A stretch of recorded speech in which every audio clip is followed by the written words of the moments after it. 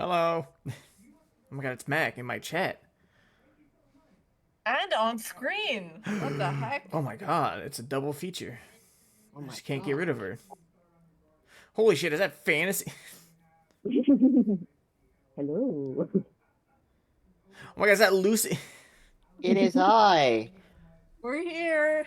We're here. Yay. And we're still gonna have a few more, but they're just a little. Oh my god, there's Ender. Hey. Oh! Wow! Yeah, just See wait something on spooky, X. See something spooky. Ooh. I should actually probably put on some like royalty-free spooky music. Yeah, get right. Do it. Also, Ender, we saw you hop in here for like half a second and leave. I assume you're like laying in bed and you clicked the wrong button. Andrew is trying to steal my memes that I'm posting in chat. Yeah. Sounds about right. Here we go. It's an entire playlist. Let's go. Can it be This Is Halloween from Nightmare Before Christmas? That No, is that's not royalty copyrighted. free. that is copyrighted entirely. As much as I would love to like do that. Halloween in March. Yeah, you know, nothing like spooky times anytime.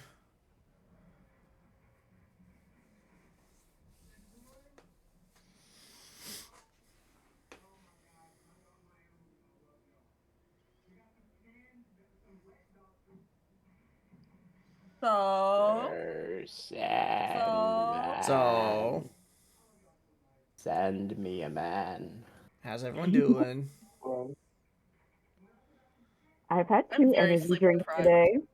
Energy drink, Mhm. perfect. Nice. Mhm. I had 1 Celsius today. I was gonna make coffee when I got home, but What's 1 Celsius?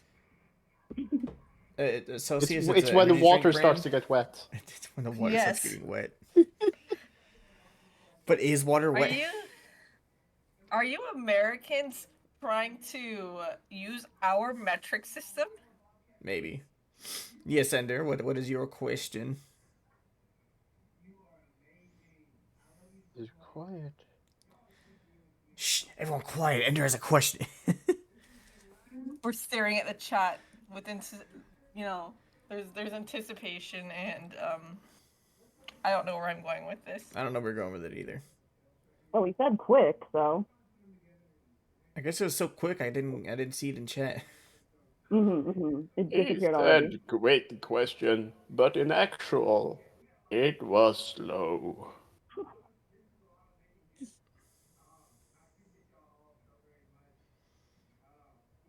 If I do a thing, do you? What thing? What thing are you gonna do? Now I'm scared. Oh, this might be a financial thing. I have a little hunch. That's usually what it is. Is that usually? Oh I mean, no. Either that or something weird. if he does the thing I think he's gonna do, that'll get us pretty much done with the Donathon. It's Yeah. this is a donathon. This isn't about the money. Ah! It's about the goals. It's about the goals. Let's see. I need to pull up. Hold on. Let me pull up the like updated thing, and then let me switch screens. Oh my god, is that Ronan? It could be anyone. Oh, okay. That could be Sorry, anyone. Introduce yourself since we don't know who you are right now. I'm Ron into Ron. Across the Ron servers. Mm-hmm. I will say, Ronan's Fugi is very fitting for this session. Yes. When you run into fair. wall but hot oven food out. That's what the. Wait, I just thought about it. Does Ender know how to do the thing that he may or may not be trying to do? Ooh,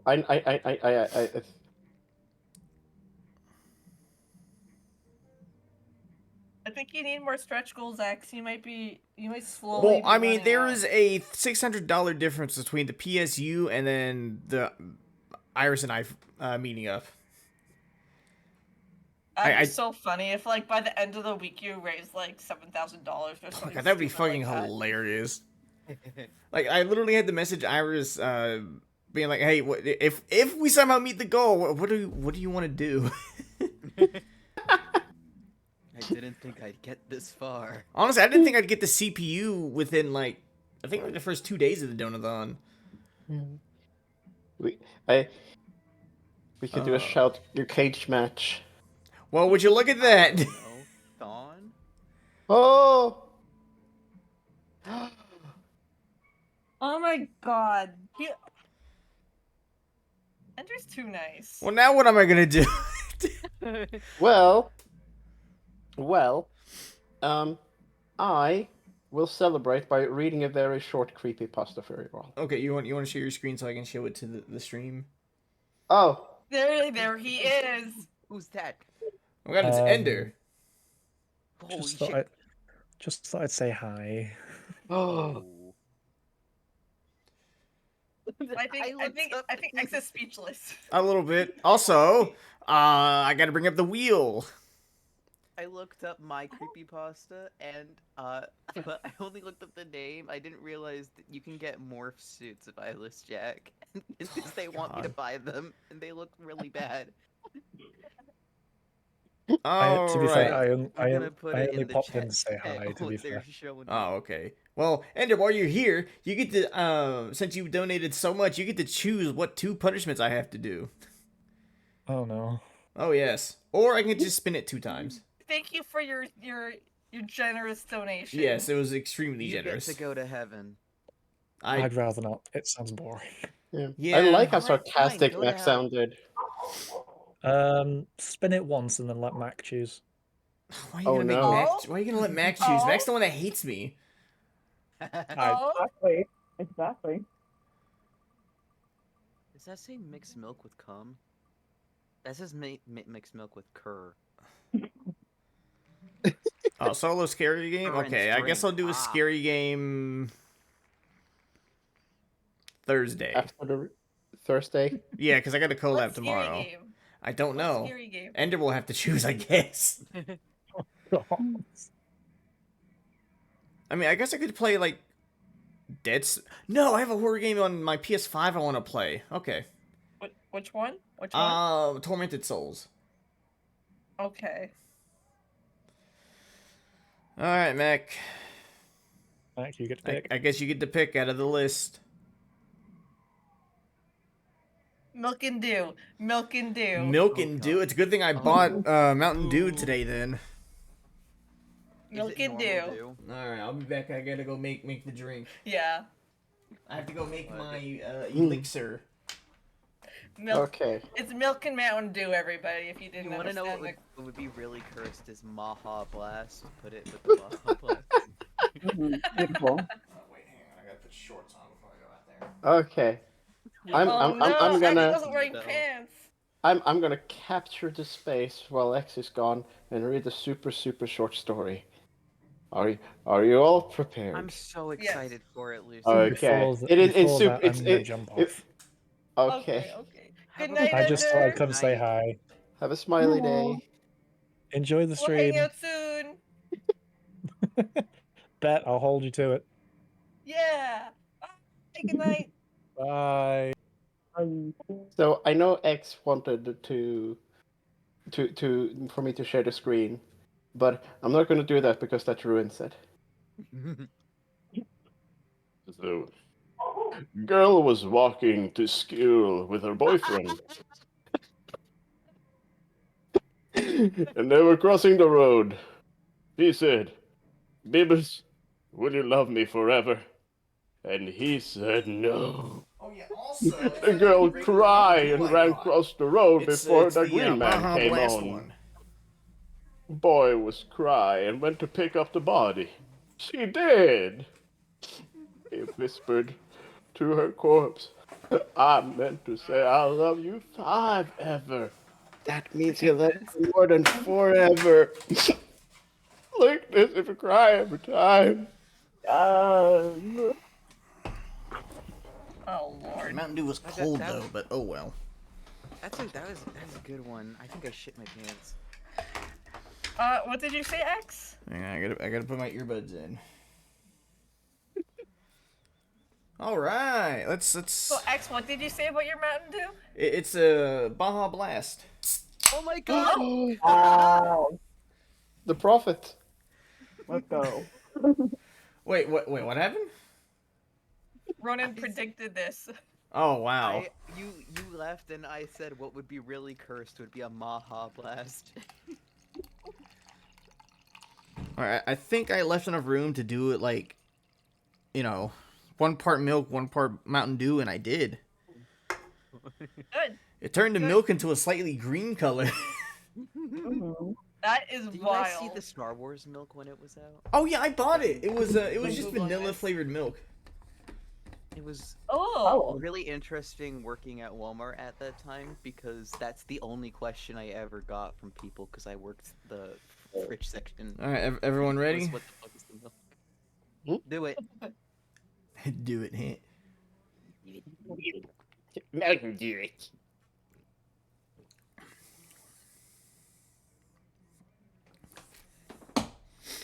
Hmm.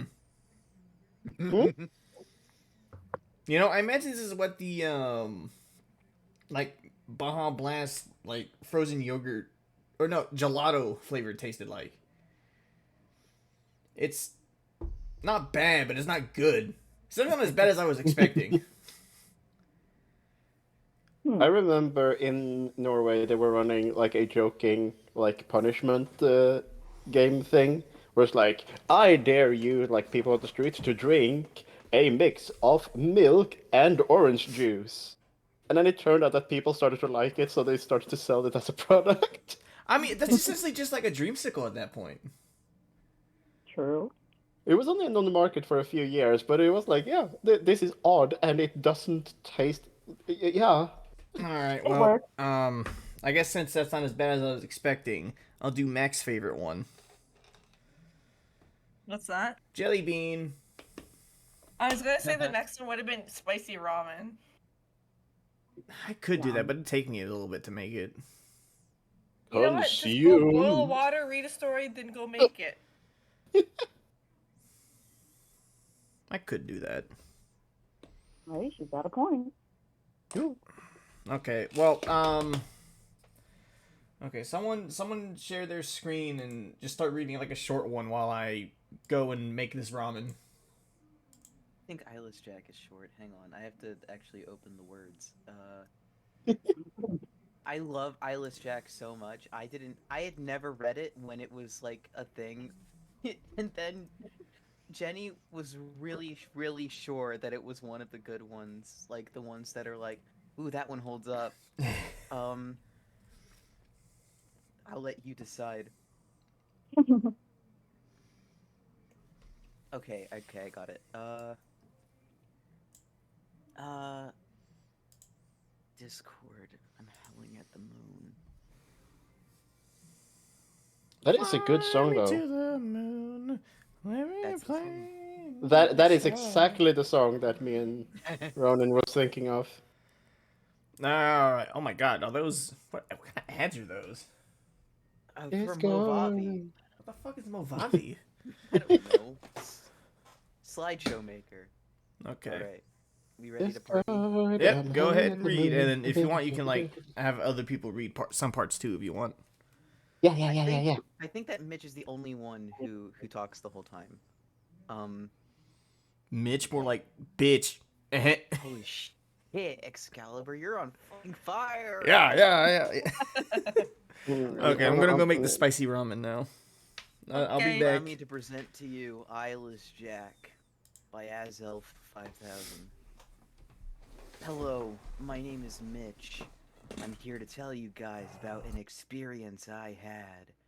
I don't know if it was paranormal or whatever stupid words people use to describe supernatural phenomena, but after that thing visited me, I believe in that paranormal trash now. A week after I moved in with my brother Edwin, after my house was foreclosed, I finished unpacking. Edwin liked the idea of me moving in, since we had not seen each other after 10 years. So I was excited too. I soon fell asleep after I moved in. After that 1 week, I heard rustling noises coming from outside at about 1 in the morning. I thought it was a raccoon, so I ignored and tried to fall asleep. The next morning, I told Edwin about it, and he agreed. The next night, however, I thought I heard my window opening and a loud thump, as if something entered my room. I darted up and looked around my room, but I saw nothing. The next morning, Edwin dropped his coffee cup when he saw me. He held up a nearby mirror, and I saw myself. I had a large gash in my left cheek. After I was rushed to the hospital, my doctor told me that I must have been sleepwalking. But then he showed me something that made my blood turn cold. He lifted up my shirt to reveal a sewn-up incision where my kidneys are. I started in his eyes, my eyes widening.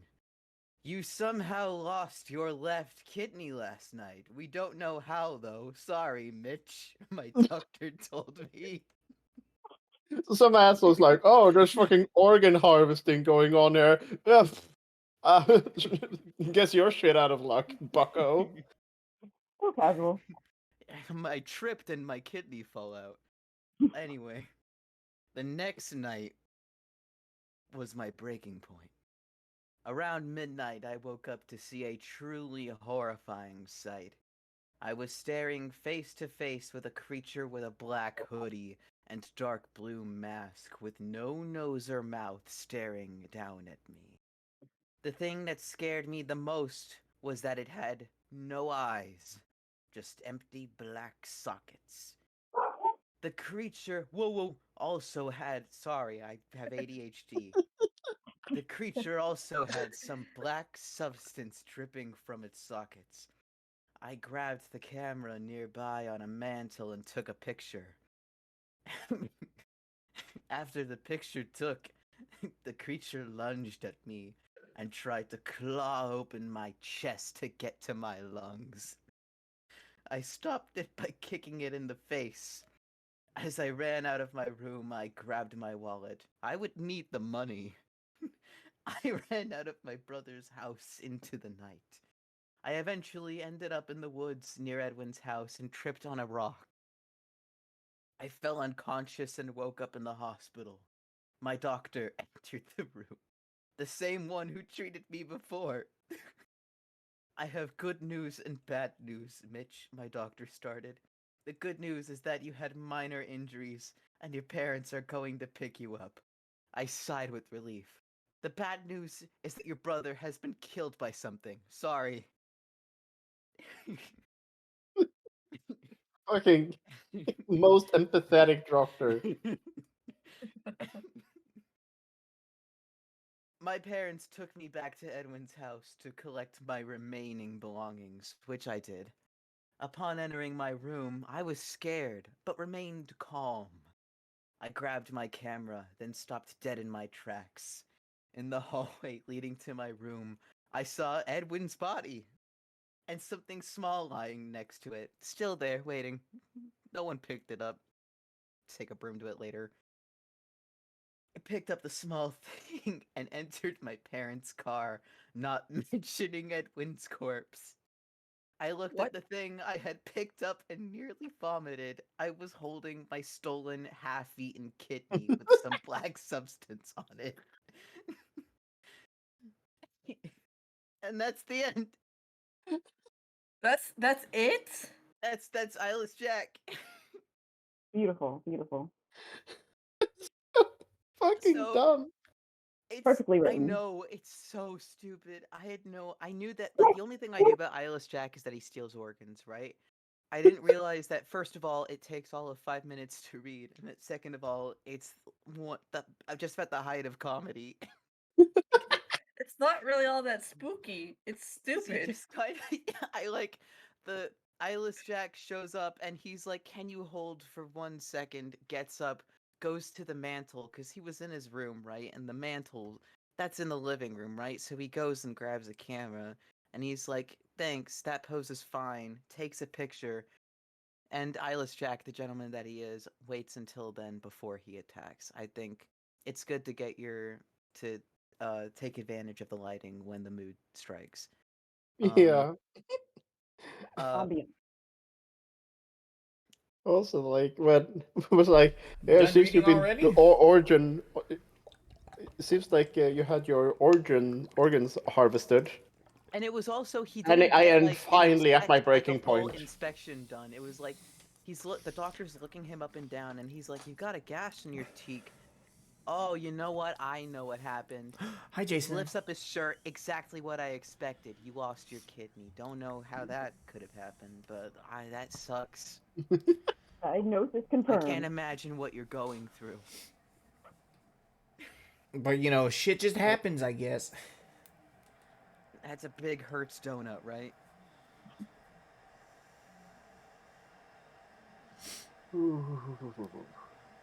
By the way, I'm not cooking. I am not cooking this ramen correctly at all.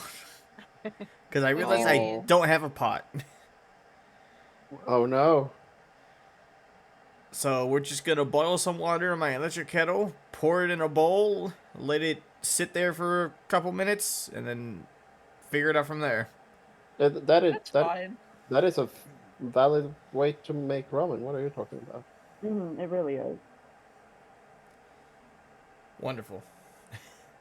Alright, so who wants to go We're next gonna with their cancel story? you on Blue Sky over this. Alright, You're getting good, canceled on Blue Sky. good luck.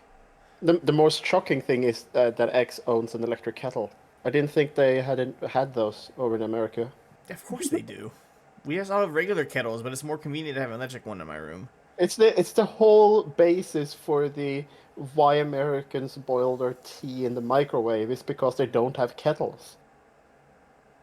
You know, that's actually not a very, at least down here in the South, that's not a very common thing. Is it like, like I know some people that'll put their coffee in a microwave after it gets cold. Yeah. No, for the initial heating. Oh, It's different. I guess it's because that's the South actually has a tea culture. yeah, we love our sweet tea down here. Yeah. Yeah. Ugh. I do, for later, when more people have had their turn, I do have now a follow-up creepypasta. Nice. Oh. Lucy, you I only you wanna read something? I have read one while you were out getting your Baja Blast. Oh, okay. I made Ronan laugh and shit himself. It's super I did spooky. shit. Fantasy, you wanna go? Mine is decently long. Let me just. Oh, Yeah, because the one I have is kind of long too. But it'll give time for the ramen to cook. Yeah, I don't Oh my remember how God. long this one is. yeah, it has some length.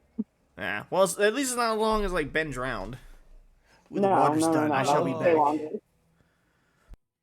No, Ben Drowned is Also, I should probably start unsurmountable. the creepy music.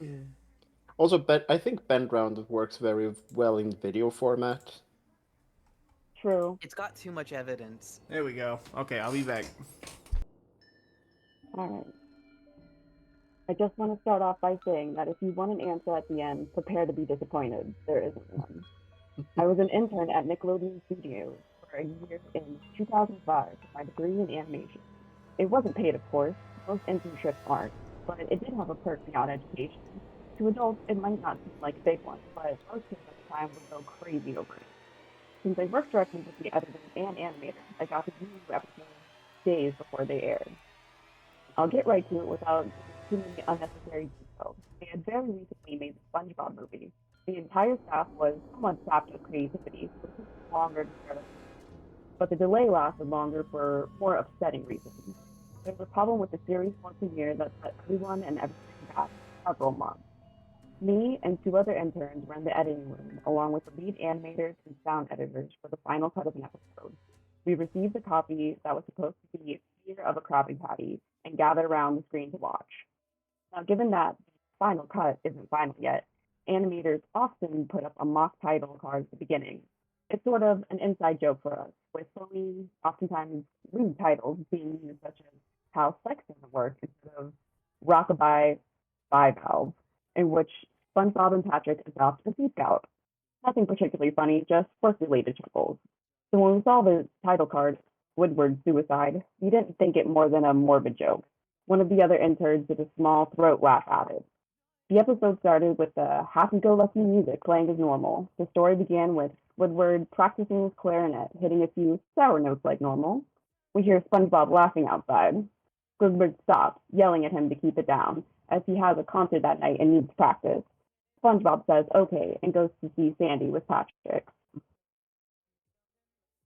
The bubble splash screen comes up and we see the ending of Squidward's concert. This is when things begin to seem off. While playing, a few frames repeat themselves, but the sound doesn't. It's supposed to be synced with the animation, so yes, that's not common. But when Squidward stops playing, the sound finishes, as if the skip never happened. There's slight murmuring in the crowd before they begin to move on. Not the normal cartoon booing that's common in the show, mind you. You could very clearly hear malice. Woodward's in full frame and looks considerably afraid. The shot goes to the crowd, with SpongeBob in center frame. He too is booing, which is very much unlike him. That isn't the oddest thing, though. What's odd is that everyone has hyper-realistic eyes, all very detailed. Clearly not shots of real people's eyes, but something a bit more real than CGI. The pupils were red. Some of us looked at each other, obviously confused, but since we weren't the writers, we didn't question its appeal to children yet. The shot goes to Squidward, on the edge of his bed, looking very forlorn. Oh, Out of his porthole window Excalibur, of a night sky, you're so it isn't very long after such a the good boy for me. unsettling part is that at this point, there's no sound. Literally zero sound. Not even the feedback from the speakers in the room. It's as if the speakers were turned off. So their statuses showed them working perfectly. Squidward just sits there in silence, blinking for about 30 seconds. Then he sobs softly. He puts his hands, tentacles, over his eyes and cries quietly for a minute more. All the while, a sound in the background is gradually growing to nothing, to barely audible. It sounds like a slight breeze through a forest. The screen slowly begins to zoom in on his face. By slowly, I mean that it's only noticeable before it gets shot 10 seconds apart side by side. His sobbing gets louder and more full of hurt and anger. The screen then twitches a bit, as if it's twisting on itself for a split second before going back to normal. The wind through the trees sound gets louder and more severe, as if a storm is brewing somewhere. The eerie part is that the sound in Squidward's sobbing sounded real. It was like it wasn't coming from the speakers, but that the speakers themselves were holes that the sound was traveling through from the other side. As good a sound as the studio likes to have, they don't have the equipment to be able to do audio of that quality. Beyond the sound of the wind and sobbing, very faintly audible, something sounds like laughing. It came at odd intervals and never lasted more than a second, so you had a hard time pinning it. We watched this episode twice, so pardon me if things sound too specific, but I've had time to think about them. After 30 seconds of this, the screen blurred and twitched violently, and something flashed over it as if a single frame was replaced. The lead animation editor paused and rewound frame by frame. What we saw was horrible. It was a still photo of a dead child. He couldn't have been more than 6. His face was mangled and bloodied, one-eyed dangling over it. Pop. He was naked down to his underwear, his stomach crudely cut open, and his entrails laid out beside him. He was laying on some pavement that was probably a road. The most upsetting part was that there was a shadow of the photographer, no crime tape, evidence tags, or markers, and the angle was completely off for a shot designed to be evidence. It was seen they were the person responsible for the child's death. We were, of course, mortified, but pressed on, hoping that this was just a sick joke. The screen flipped back to Squidward, still sobbing louder than before. Half of his body was framed. There was now what appeared to be blood running down his face from his eyes. The blood was also done in a hyper-realistic style, looking as if you would get it on your fingers to touch the screen. Wind sounded now as if it were that of a gale blowing through the forest. There were even snapping sounds, like a branch. The laughing, a deep baritone, lasted for longer intervals and came more frequently. After about 20 seconds, the screen again twisted and showed a still frame photo. The editor was reluctant to go back. We all were, but he knew he had to. This time, the photo appeared to be of a little girl, no older than the first child. She was laying on her stomach, her breast was full of blood next to her. Her left eye was damaged in the same way as the boy, and she was naked except for her underpants. Her entrails were piled on top of her above another crude cut along her back. Again, the body was on the street, and the photographer shot it with very similar in size and shape to the first. I had to choke back from it, and one intern's only female ran out. The show resumed. About 5 seconds after the second photo played, Woodward went silent. All sound cut out, like it did when he put his tentacles down, and his eyes were now done hyper-realistic like the others were at the beginning of the episode. They were bleeding, bloodshot, and pulsating. He just stared at the screen as if watching the viewer. After about 10 seconds, he started sobbing, this time not covering his eyes. The sounds were piercing and loud. The most fear-inducing thing of all was that his sound next to the screen. Tears and blood were dripping down his face at a heavy rate. The wind sound came back, so did the deep voice laughing, this time with no photo that lasted for a good 5 frames. The animator was able to stop it on the fourth and backed up. This time, it was a boy about the same age, but the scene was different. His entrails were being pulled out from his stomach, wound by a large hand, the right eye popped and dangling, blood trickling down it. The animator proceeded. The next frame was different. Couldn't tell how. He continued to the next image, and it was the same thing. He then went back to the first, played some quicker, and I lost it. I vomited on the floor. The animation sound editor gasping at the screen. Those 5 frames were not 5 different photos. Video. Saw the hand slowly lifting out the gut. The kid's eyes focused on it. You saw 2 frames of the kid beginning to tickle. The lead sound editor told him to stop. He had to call in the creator to do it. Mr. Hillenberg arrived within about 60 minutes. He was confused as to why he had been called down. The editor just continued the episode. Once the next few frames were shown, all screaming and sound again stopped. Woodward was just staring at the viewer, his face taking up the full frame for about 3 seconds. The shot quickly panned out. That deep voice said, "Do it!" And we saw a shotgun in Woodward's hand. He immediately puts the gun in his mouth and pulls the trigger. Realistic blood and brain matter splatters the wall behind him, and he flies back with force. The last 5 seconds of the episode shows his body side, one eye dangling from what's left of his head above the floor, staring blankly at it. Then the episode ends. Mr. Hillenberg was obviously angry at this. He demanded to know what the hell was going on. Most people left the room at this point, but there was just a handful of us left to watch it again. Viewing the episode twice served to input the entirety of it into my mind and caused me horrible nightmares. I'm sorry I stayed. The only theory we could think of was that the file had been edited by someone who changed the drawing studio to here. The CTO was called in to find out what had happened. Analysis of the file did show it was mixed with new material, however the timestamp of the change was a mere 24 seconds before we began viewing it.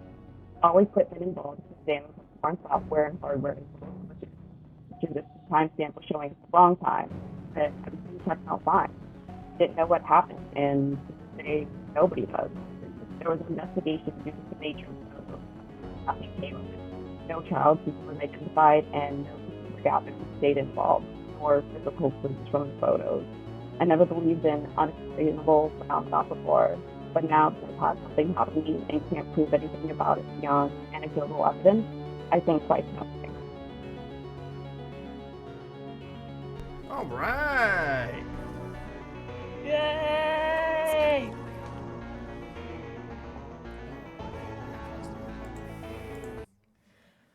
Ah, man, that one's a classic one.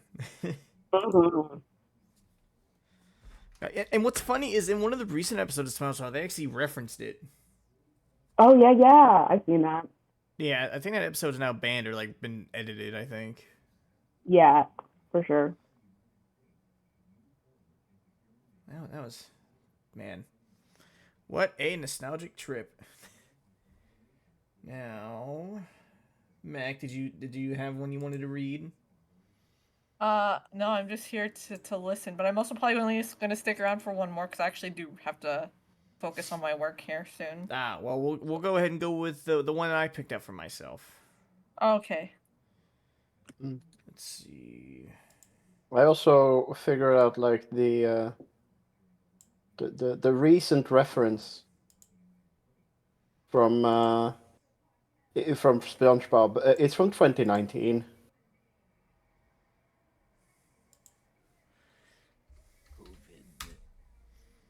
COVID. That is all. Okay, let me get my screen shared so that you all can read along with me.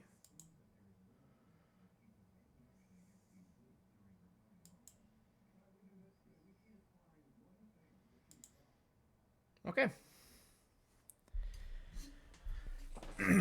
Excerpt from a local newspaper. Anonymous killer, anonymous unknown killer is still at large.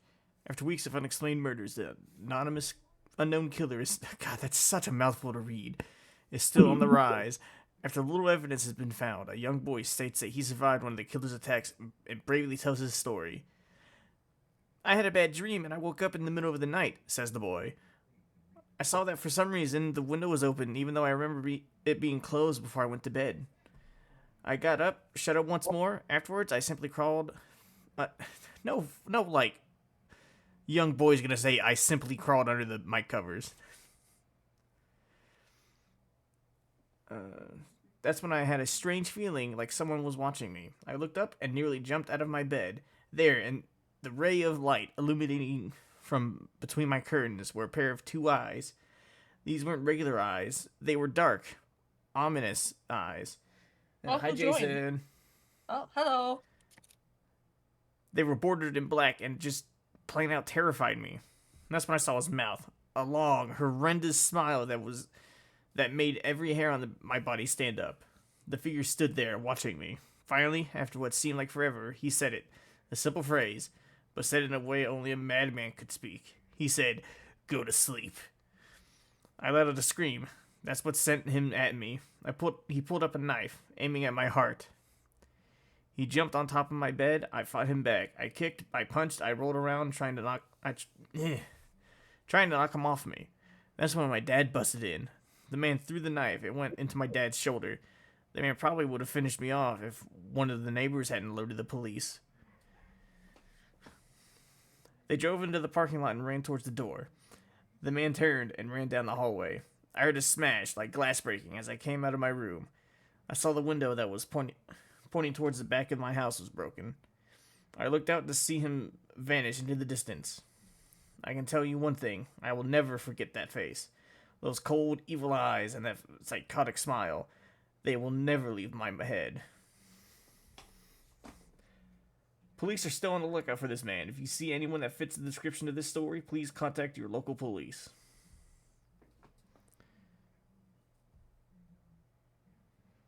Jeff and his family had just moved into a new neighborhood. His dad had gotten a promotion at work, and they thought it would be best to live in one of those fancy neighborhoods.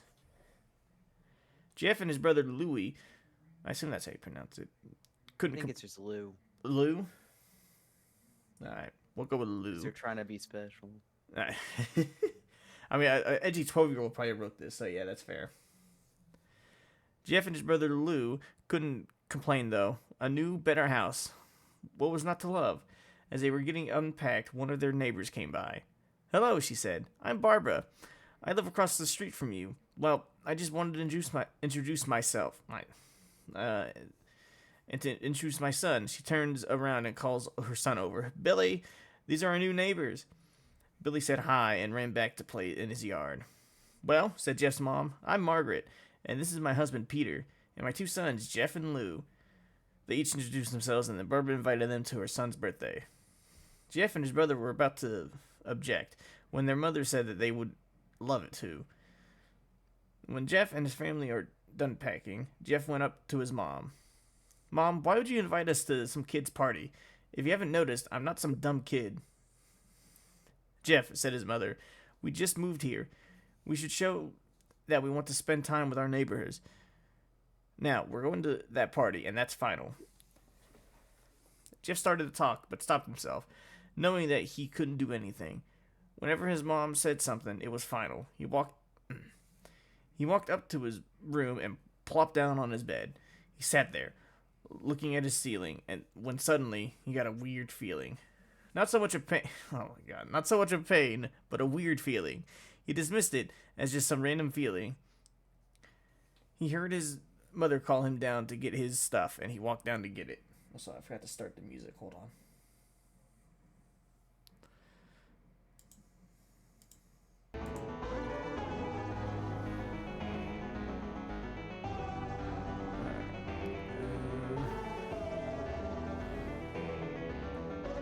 The next day, Jeff walked downstairs to get breakfast and get ready for school.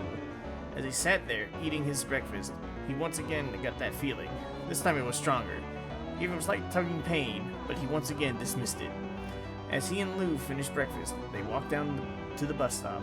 They sat there, waiting for the bus, and then all of a sudden, some kid on a skateboard jumped over them, only inches above their laps. They both jumped back in surprise. Hey, what the hell? The kid landed and turned back to them. He kicked his skateboard up and caught it with his hands. The kid seems to be about 12, 1 year younger than Jeff. He wears an Aeropostale? Yeah, shirt and ripped blue jeans. Well, looks like we got some new meat. Suddenly, 2 other kids appeared. One was super skinny and the other was huge. Well, since you're new here, I'd like to introduce ourselves. Over there is Keith. Jeff and Lou looked over to the skinny kid. He had a dopey face that you would expect a sidekick to have. And he's Troy. They looked over at the fat kid. Talk about Jesus. Talk about a ton of lard. This kid looked like he hadn't exercised since he was crawling. Man, this is definitely the early 2000s. And I, said the first kid, and Randy.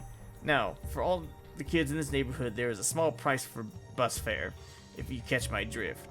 Lou stood up, ready to punch the lights out of the kid's eyes, when one of his friends pulled a knife on him. Tisk, tisk, tisk, I had hoped you would be more cooperative, but it seems we must do this the hard way. The kid walked up to Lou and took his wallet out of his pocket. Jeff got that feeling again. Now it was truly strong, a burning sensation. He stood up, but Lou gestured to him to sit down. Jeff ignored him and walked up to the kid. Listen to you, little punk. Give back my bro's wallet or else. Randy put the wallet in his pocket and pulled out his own knife. Oh, and what will you do? Just as he finished the sentence, Jeff popped the kid in the nose. As Randy reached for his face, Jeff grabbed the kid's wrist and broke it. Randy screamed Hardcore. Randy screamed and Jeff grabbed the knife from his hand. Troy and Keith rushed Jeff, but Jeff was too quick. He threw Randy to the ground. Keith lashed out at him, but Jeff ducked and stabbed him in the arm. Keith dropped his knife and fell to the ground screaming. Troy rushed him too, but Jeff didn't even need the knife. He just punched Troy straight in the stomach and Troy went down. As he fell, he puked all over. Lou could do nothing but look in amazement at Jeff. Jeff, how'd you... That was all he said. They saw the bus coming and knew they'd be blamed for the whole thing. So they started running as fast as they could. As they ran, they looked back and saw the bus driver rushing over to Randy and the others. As Jeff and Lou made it to school, they didn't dare tell what happened. All they did was sit and listen. Lou just thought that as his brother... Lou just thought of... That is a weird sentence. Lou just thought of that as his brother beating up a few kids. But Jeff knew it was more. It was something scary. As he got that feeling, he felt how powerful it was. The urge to just hurt someone. He didn't like how it sounded, but he couldn't help feeling happy. The feeling he felt that strange feeling go away and stay away for the entire day of school. even as he walked home due to the whole thing near the bus stop, and how now he probably wouldn't be taking the bus anymore. He felt happy. When he got home, his parents asked him how his day was, and he said in a somewhat ominous voice, "It was a wonderful day." Next morning, he heard a knock on his front door. He walked down to find 2 police officers at the door, his mother looking back at him with an angry look. Jeff? You picked this because it's a cop show. Just shut up! Shut up! Not wrong. Jeff, these officers tell me that you attacked 3 kids, that it wasn't regular fighting, and that they were stabbed. Stabbed, son! Jeff's gaze fell to the floor, showing his mother that it was true. Mom, they were the ones who pulled the knives on... They were the ones who pulled the knives on me and Lou. Son, said one of the cops, we found 3 kids, 2 stabbed, 1 having a bruise on his stomach, and we have witnesses proving that you fled the scene. Now, what does that tell us? Jeff knew it was no use. He could say him and Lou had been attacked, but there was no proof of it, and there was no proof of that it was not them who attacked first. They couldn't say that they weren't fleeing because truth be told they were, so Jeff couldn't defend himself or Lou. Son, call down your brother. Jeff couldn't do it, since it was him who beat up all the kids. Sir, it was me. I was the one who beat up the kids. Lou tried to hold me back, but he couldn't stop me. The cop looked at his partner and they both nodded. Well, kid, looks like a year in juvie. Wait, said Lou. They all looked up to see him holding a knife. The officers pulled their guns and locked them on Lou. It was me. I beat up those little punks. I have the marks to prove it. He lifted up his sleeve to reveal cuts and bruises as if he was in a struggle. Son, just put the knife down, said the officer. Lou held up the knife and dropped it to the ground. He put his hands up and walked over to the cops. No, Lou, it was me. I did it. Jeff had tears running down his face. Huh. Poor bro, trying to take the blame for what I did. Well, take me away. The cop led Lou out to the patrol car. Lou, tell them it was me. Tell them. I was the one who beat up those kids. Jeff's mother put her hands on her shoulders. Jeff, please. You don't have to lie. We know it's Lou. You can stop. Jeff watched helplessly as the cop car sped off with Lou inside. A few minutes later, Jeff's dad pulled into the driveway, seeing Jeff's face and knowing something was wrong. Son, what is it? Jeff couldn't answer. His vocal cords were strained from crying.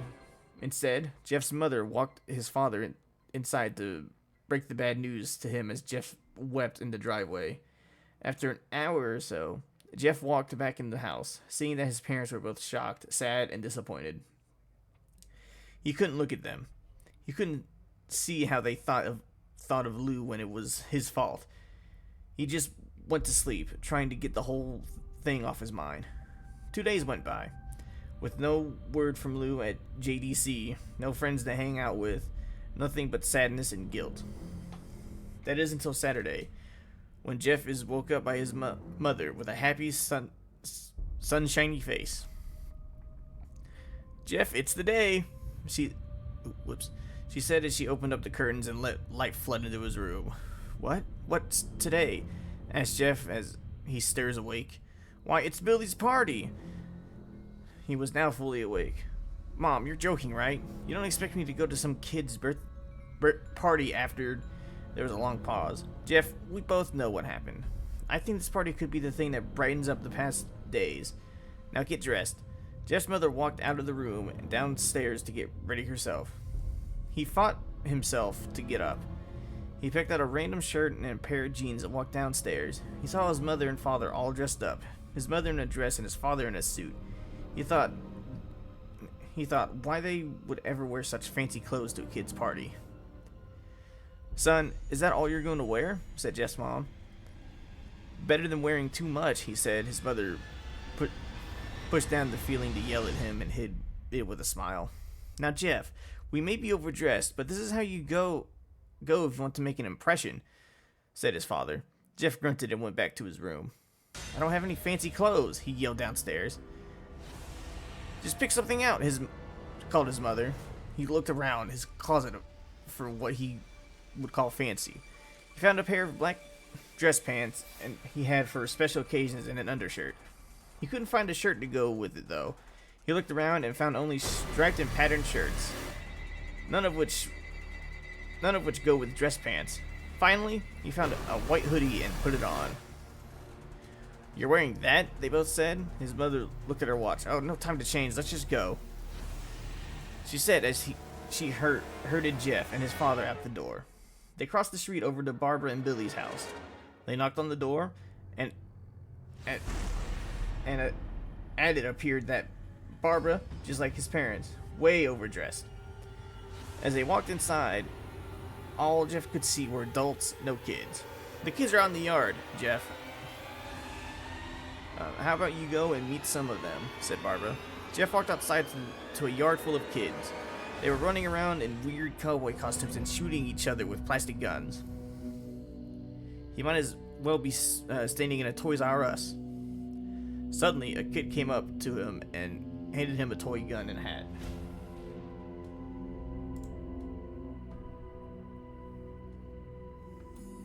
Oh, here we go. "Hey, wanna play?" he said. You should talk No, like that all the time. I am not talking like that all the time.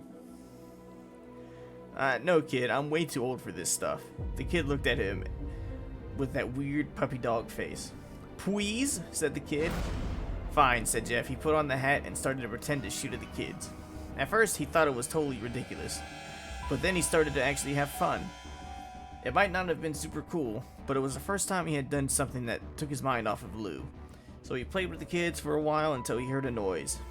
A weird rolling noise. Then it hit him. Randy, Troy, and Keith all jumped over the fence on their skateboards. Jeff dropped the fake gun and ripped off the hat.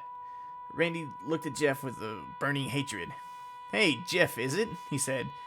"We had some unfinished business." Jeff saw his bruised nose. "I think we're even. I beat the crap out of you, and you get my brother sent to JDC. Randy got an angry look in his eyes. "Oh no, I don't go for even, I go for winning.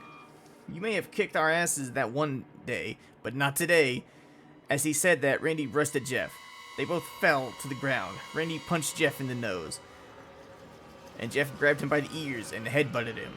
Jeff pushed Randy off of him, and both rose to their feet. Kids were screaming, and their parents were running out of the house. Troy and Keith pulled out guns out of their pockets. "No one interrupts or guts will fly," they said. Randy pulled out a knife on Jeff and stabbed it into his shoulder. Jeff screamed and fell to his knees. Randy started kicking him in the face. After 3 kicks, Jeff grabbed his foot and twisted it, causing Randy to fall to the ground. Jeff stood up and walked towards the back door. Troy grabbed him. "Need some help?" He picks Jeff up by the back of the collar and throws him through the patio door. As Jeff tries to stand, he is kicked down to the ground. Randy repeatedly starts kicking Jeff until he starts to cough up blood. "Come on, Jeff, fight me!" He picks Jeff up and throws him into the kitchen. Randy sees a bottle of vodka on the counter and smashes the glass over Jeff's head. "Fight!" He throws Jeff back into the living room. "Come on, Jeff, look at me." Jeff glances up, his face riddled with blood. "I was the one who got your brother sent to JDC, and now you're just gonna sit there and let him rot in there for a whole year? You should be ashamed." Jeff starts to get up. "Oh, finally, you stand and fight?" Jeff is now to his feet, blood and vodka on his face. Once again, he gets that strange feeling, that one in which he hasn't felt for a while. Finally, he's up, says Randy as he turns to Jeff. That's when it happens. Something inside Jeff snaps. His psyche is destroyed. All rational thinking is gone. All he can do is kill. What a line. He grabs Randy and pile drives him to the ground. He gets on top of him and punches him straight in the heart. The punch causes Randy's heart to stop. As Randy gasps for as Randy grasps for breath, Jeff hammers down on him. Punch after punch, blood gushes from Randy's body until he takes one final breath and dies. Everyone's looking at Jeff now. The parents, the crying kids, even Troy and Keith. Although they easily break from their gaze and point their guns at Jeff. Jeff sees the guns trained on him and rushes for the stairs. As he runs, Troy and Keith let out fire on him, each shot missing. Jeff runs up the stairs. He hears Troy and Keith follow up behind him. As they let out their final rounds of bullets, Jeff ducks into the bathroom. He grabs the towel rack and rips off the wall. Troy and Keith race in, knives ready. Troy swings his knife at Jeff, who backs away and bangs the towel rack into Troy's face. Troy goes down hard, and now all that's left is Keith. He is more agile than Troy, though, and ducks when Jeff swings the towel rack. He dropped the knife and grabbed Jeff by the neck. He pushed him into the wall. A thing of bleach fell down on top of him from the top shelf. It burnt both of them, and they both started to scream. Jeff wiped his eyes as best as he could. He pulled back the towel rack and swung it straight into Keith's head. As he lay there, bleeding to death, he let out an ominous smile. "What's so funny?" asked Jeff. Keith pulled out a lighter and switched it on. "What's funny," he said, "is that you're covered in bleach and alcohol." Jeff's eyes widened as Keith threw the lighter at him. As soon as the flame made contact with him, the flames ignited the alcohol in the vodka. While the alcohol burned him, the bleach bleached his skin. Jeff let out a terrible screech as he caught on fire. He tried to roll out the fire, but it was no use. The alcohol had made him into a walking inferno. He ran down the hall, fell down the stairs. Everybody started screaming as they saw Jeff, now a man on fire, dropped to the ground, nearly dead. The last thing Jeff saw was his mother and other parents trying to extinguish the flames. That's when he passed out. When Jeff woke up, he had a cast wrapped around his face. He couldn't see anything, and he felt a cast on his shoulder and stitches all over his body. He tried to stand up, but he realized that there was some tube in his arm, and when he tried to get up, it fell out, and the nurse rushed in. "I don't think you can get out of bed just yet," she said as she turned him back to his bed and reinserted the tube. Jeff sat there, no vision, no idea what his surroundings were. Finally, after hours, he heard his mother. "Honey, are you okay?" she asked. Jeff couldn't answer, though. His face was covered, and he was unable to speak. "Oh, honey, I have great news. After all the witnesses told the police that Randy confessed of trying to attack you, they decided to let Lou go." This made Jeff almost bolt up. Stopped halfway, remembering the tube coming out of his arm. "He'll be out by tomorrow, and then you two will be able to be together again." Jeff's mother hugs Jeff and says her goodbyes. The next couple of weeks were those where Jeff was visited by his family. Then came the day where his bandages were to be removed. His family were all there to see it, what he would look like. As doctors unwrapped the bandages from Jeff's face, everyone was on the edge of their seats. They waited until the last bandages holding the cover over his face was almost removed. "Let's hope for the best," said the doctor. He quickly pulls the cloth, letting the rest fall from Jeff's face. Jeff's mother screams at the sight of his face. Lou and Jeff's dad stare awestruck at his face. What happened to my face?" said Jeff. He rushed out of bed and ran to the bathroom. He looked in the mirror and saw the cause of the distress. His face, it's horrible. His lips were burnt to a deep shade of red. His face was turned into a pure white color, and his hair singed from brown to black. He slowly put his hand to his face. It had a sort of livery feel to it.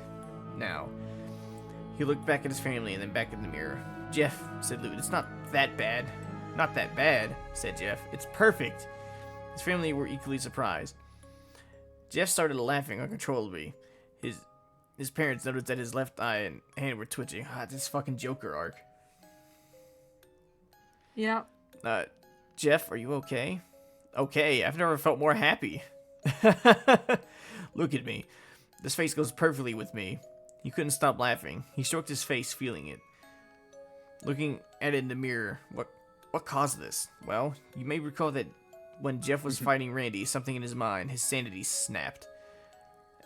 Now he was left as a crazy killing machine. That is, his parents didn't know. "Doctor," said Jeff's mom, "is my son alright, in the head?" "Oh yes, this behavior is typical for patients that have taken very large amounts of painkillers." I think we need a third opinion on this doctor. if his behavior This doesn't is change, the same guy from the Eyeless Jack. Like, sorry. you just I miss don't know how organs this happened. sometimes. This isn't covered by insurance. It's like, I haven't seen his face. I might have operated on him, but I didn't see his face. I'm just kind of crossing my fingers. Yeah, he did say, well, let's hope for the best, so. If his behavior doesn't change in a few weeks, bring him back here and we'll get him a psychological test. Oh, thank you, doctor, said Jeff's mother went over to Jeff. Jeff, sweetie, it's time to go. Jeff looks away from the mirror, his face still formed into a crazy smile. Okay, mommy. His mother took him by the Did that shoulder. hurt you to read? It did a little bit.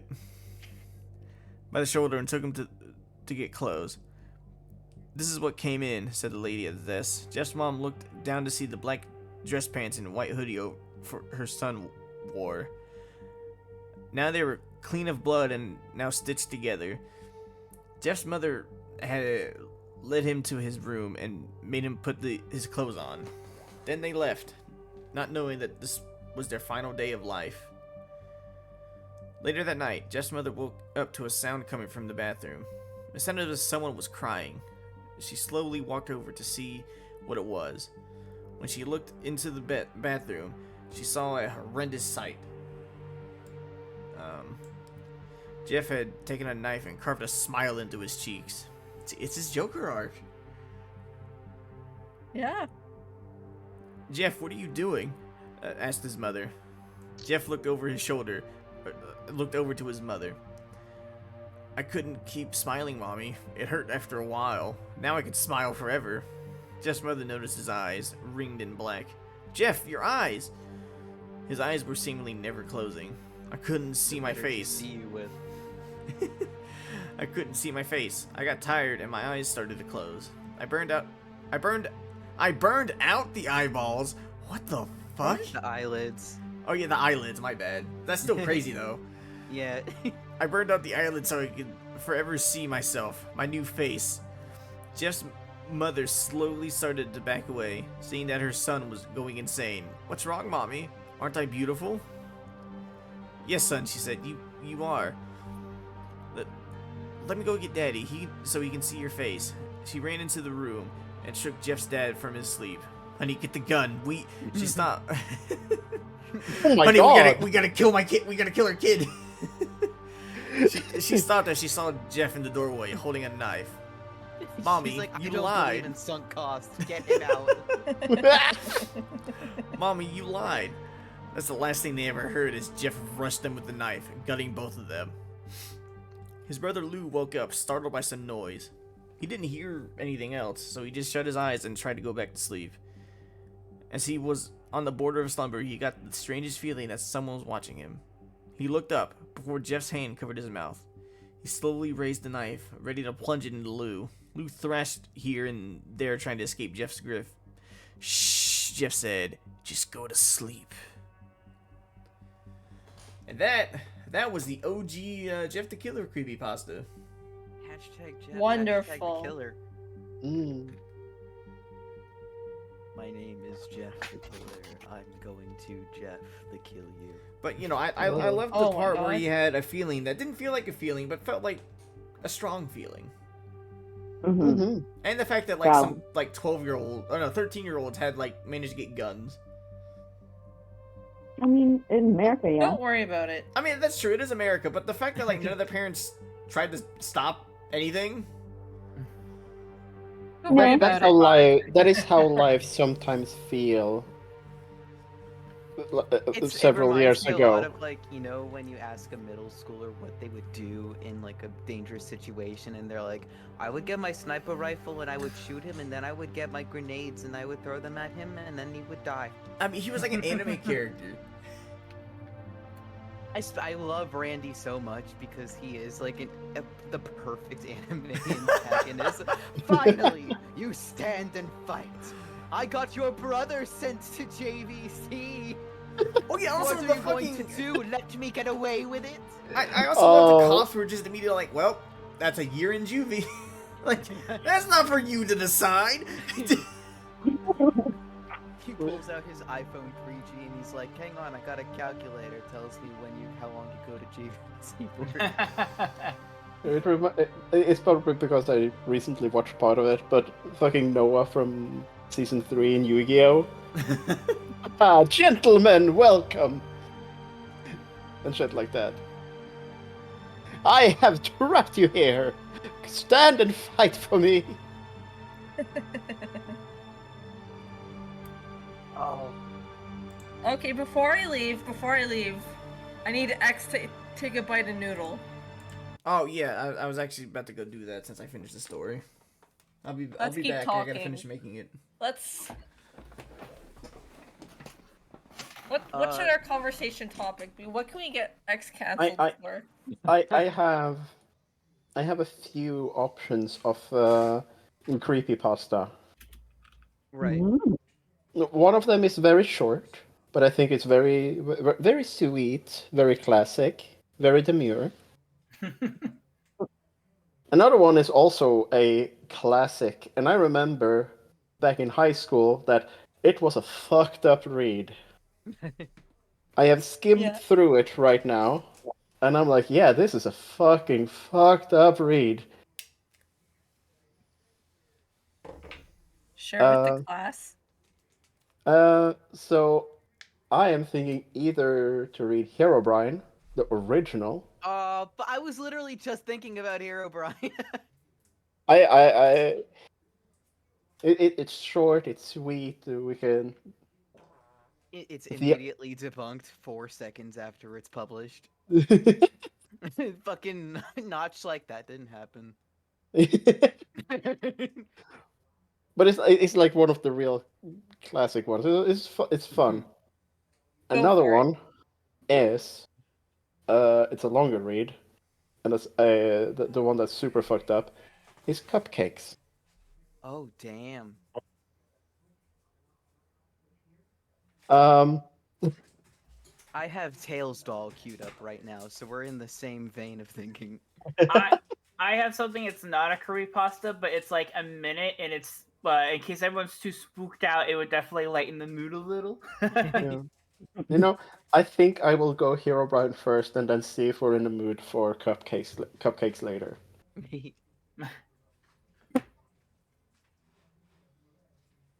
Ooh, I'm gonna wait until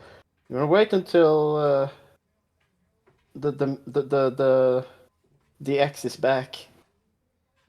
Yeah, I want to see him. I just want to hear him X is choke on his confirmed. noodles. Wow. Wow. Slow choke out. Ladies and gentlemen, live on here screen. on stream, choking on noodles. Who's gonna call 911 if something bad happens? Who lives closest? Probably Ronan. Yeah, I definitely didn't make these the way you're supposed to. Oh well. Ooh. I need to put on my heater. It's a bit cold in my room. The sauce isn't really sticking to the noodles as I expected. Drink it. Drink it. Yep. Glug glug glug. All right, Jason. You know, add it to your milk. Add it to your milk and dew. I already drank that though. Oh, you can make another one and just make some weird, spicy, milky Mountain Dew concoction. I think I'm okay. Nom nom nom. But it's for, but you said that I could choose, and I say you should mix them all together. Yeah, but Mac, you already made your choice. That's the choice, though. Yeah. This is just an extension of that choice. No, that's not how this works. It's the same. Don't give this to me. Please give this to me. I am not giving this to you. I'm writing a creepypasta about this right now. Just get a little shot glass. Do a third bulldog water, a third milk, a third Mountain Dew. Do it. Oh yeah, I forgot about Smile Dog. That's a fun one. True. But X, I have one. Oh, you have one? Yeah. It's another short one, but it's actually a creepypasta this time. We talked about this while you were away. I also have a longer one for later. Okay. Let me get I'm just gonna have an image up. I'm also gonna have some ambiance, royalty-free music Oh, you're gonna have your behind own it. ambiance. I mean, it's short and sweet, but I'm gonna build a mood. Mm-hmm, Alright, let's mm-hmm. take a bite of these poorly we cooked need atmosphere. noodles. And now I'm sharing a screen. Me when I share a screen. Oh my god, is it gonna be fucking Herobrine? Oh yeah. Oh my god. Okay, well, let me take a bite of this ramen. so that way Matt can leave. And I'll say for the end of Lucy's because it's Minecraft and now I'm curious. It is very short. Urayus. Wait, let me put a different. Wait. Jason, when did he become Little Mac? Was that like a week ago? That's been a thing. Oh my god. It's Ow. been a thing for a Oh. while. Yeah, see, I forgot Okay. about that. I can't. I only half remember the reason that became a thing. Is this Silent Yeah, I Hill forget the music? context. Oh my god, that's so hot. Oh my god. It is Like, not. It's from another temperature-wise? creepy Oh game. my god, it burns. Like it's hot as in it's boiling, or it's hot. That's Spicy. Huh. Yeah, I warned you. I warned you. Yeah, oh my god. It just keeps going. I warned you. Oh, now my tummy doesn't feel good. Off one bite? X, can I DM you real quick? Yeah, sure, go ahead, sweet. Oh my god. Oh! It's so I have like an immediate reaction to very spicy food. It's not my tummy though. My jaw will start hurting in like anticipation of smelling something spicy. Like it's like, don't do it. Don't do it. Okay. Oh. I am not finishing the Are rest we of that all- ramen. That sounds so Silent Hill like. The picture in the from the playlist I have looks very Silent Hill, but it's actually not. Oh. It's SJM. SJM. Spooky I Jump heard that Scare stands for- Mansion. Okay, yeah. It's basically Silent Hill music. Yeah. I Okay. was like, I bet it stands for Silent Jill music. Okay. I'm gonna read this now. I had recently spawned in a new world in a single-player Minecraft. Everything was normal at first. As I began chopping down trees and crafting a workbench, I noticed something move among the dense fog. I have a very slow computer, so I have to play with the tiny render distance. I thought it was a cow, so I pursued it, hoping to grab some hides for armor. It wasn't a cow, though. Looking back at me was another character with the default skin, but his eyes were empty. I saw no name pop up, but I double-checked to make sure I wasn't in multiplayer mode. He didn't stay for long. He looked at me quickly and ran into the fog. I pursued out of curiosity, but he was gone. I continued on with the game, not sure what to think. As I expanded the world, I saw things that seemed out of place for a random map generator to make. 2x2 tunnels in the rocks, small perfect pyramids made of sand in the ocean, and groves of trees, all with their leaves cut off. I would constantly think I saw the other player in a deep fog, but I never got a better look at him. I tried to increase my render distance to far whenever I thought I saw him, but it was to no avail. I saved the map and went to the forums to see if anyone else had found the pseudo player. There were none. I created my own topic telling of the man and asked if anyone had similar experience. The post was deleted within 5 minutes. I tried again, and the topic was deleted even faster. I received a PM from username Herobrine containing one word: stop. When I went to look at Herobrine's profile, the page 404. I recently received an email from another forum user. He claimed the mods can read a forum user's messages, so we're safe using email. The emailer claimed that he had seen the mysterious player too, and had a small directory of other users who had seen him as well. The world were littered with obviously man-made features as well, and described their mystery player to have no pupils. About a month passed until I heard from the informant again. Some of the people who had encountered the mysterious man had looked into the name Herobrine and found that the name to be frequently used by a Swedish gamer. After some further information gathering, it was revealed to be the brother of Notch, the game developer. I personally emailed Notch and asked him if he had a brother. It took him a while, but he emailed me back with a very short message. I did. That is a different music, what the fuck? It turned Minecrafty. I my did, tummy doesn't but he's feel no good. longer with us. Notch. Haven't seen the mysterious man since, but since our first encounter, and I haven't noticed any changes to the world other than my own. I was able to press print screen when I first saw him. Here is the only evidence of his existence. Thank you. I love Herb so much. He's I don't know if my He sure clapping does gets Herb picked on my up. Brian. I'm clapping. it. Oh my god. Oh. Man, I can't believe that one bite fucking took me out. I warned you. Those are the spiciest noodles I know. The regular bulldog. Yeah. I recently tried those, and they are very spicy for My sure. tongue hurts. Yep. My tummy don't feel good. Tongue hurty. Well, X, I will leave you to your suffering. I'm sure we'll talk after your stream ends. I have to go Probably. get some work done. Have fun. Bye, everyone. Bye. Bye bye. Me and X will be streaming together tomorrow as well. Yeah, We'll because every miss day you, is part of the Mac. Donathon. Lucy, I'll also see you tomorrow for productivity. It's so Yeah. long. Bye. Yeah. Bye bye.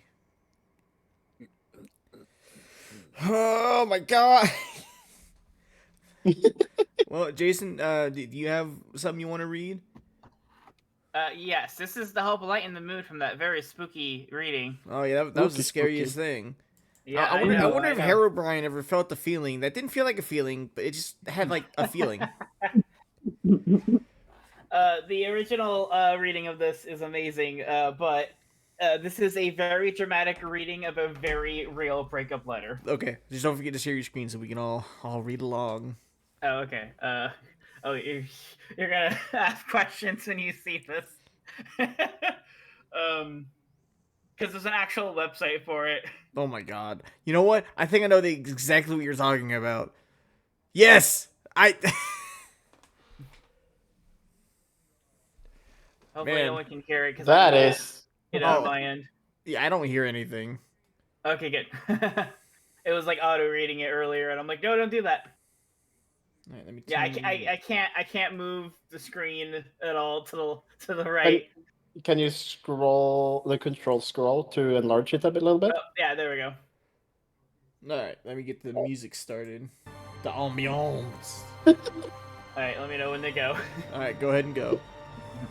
Dear loser, Chris, I thought you liked me. You said it yourself. I hate you.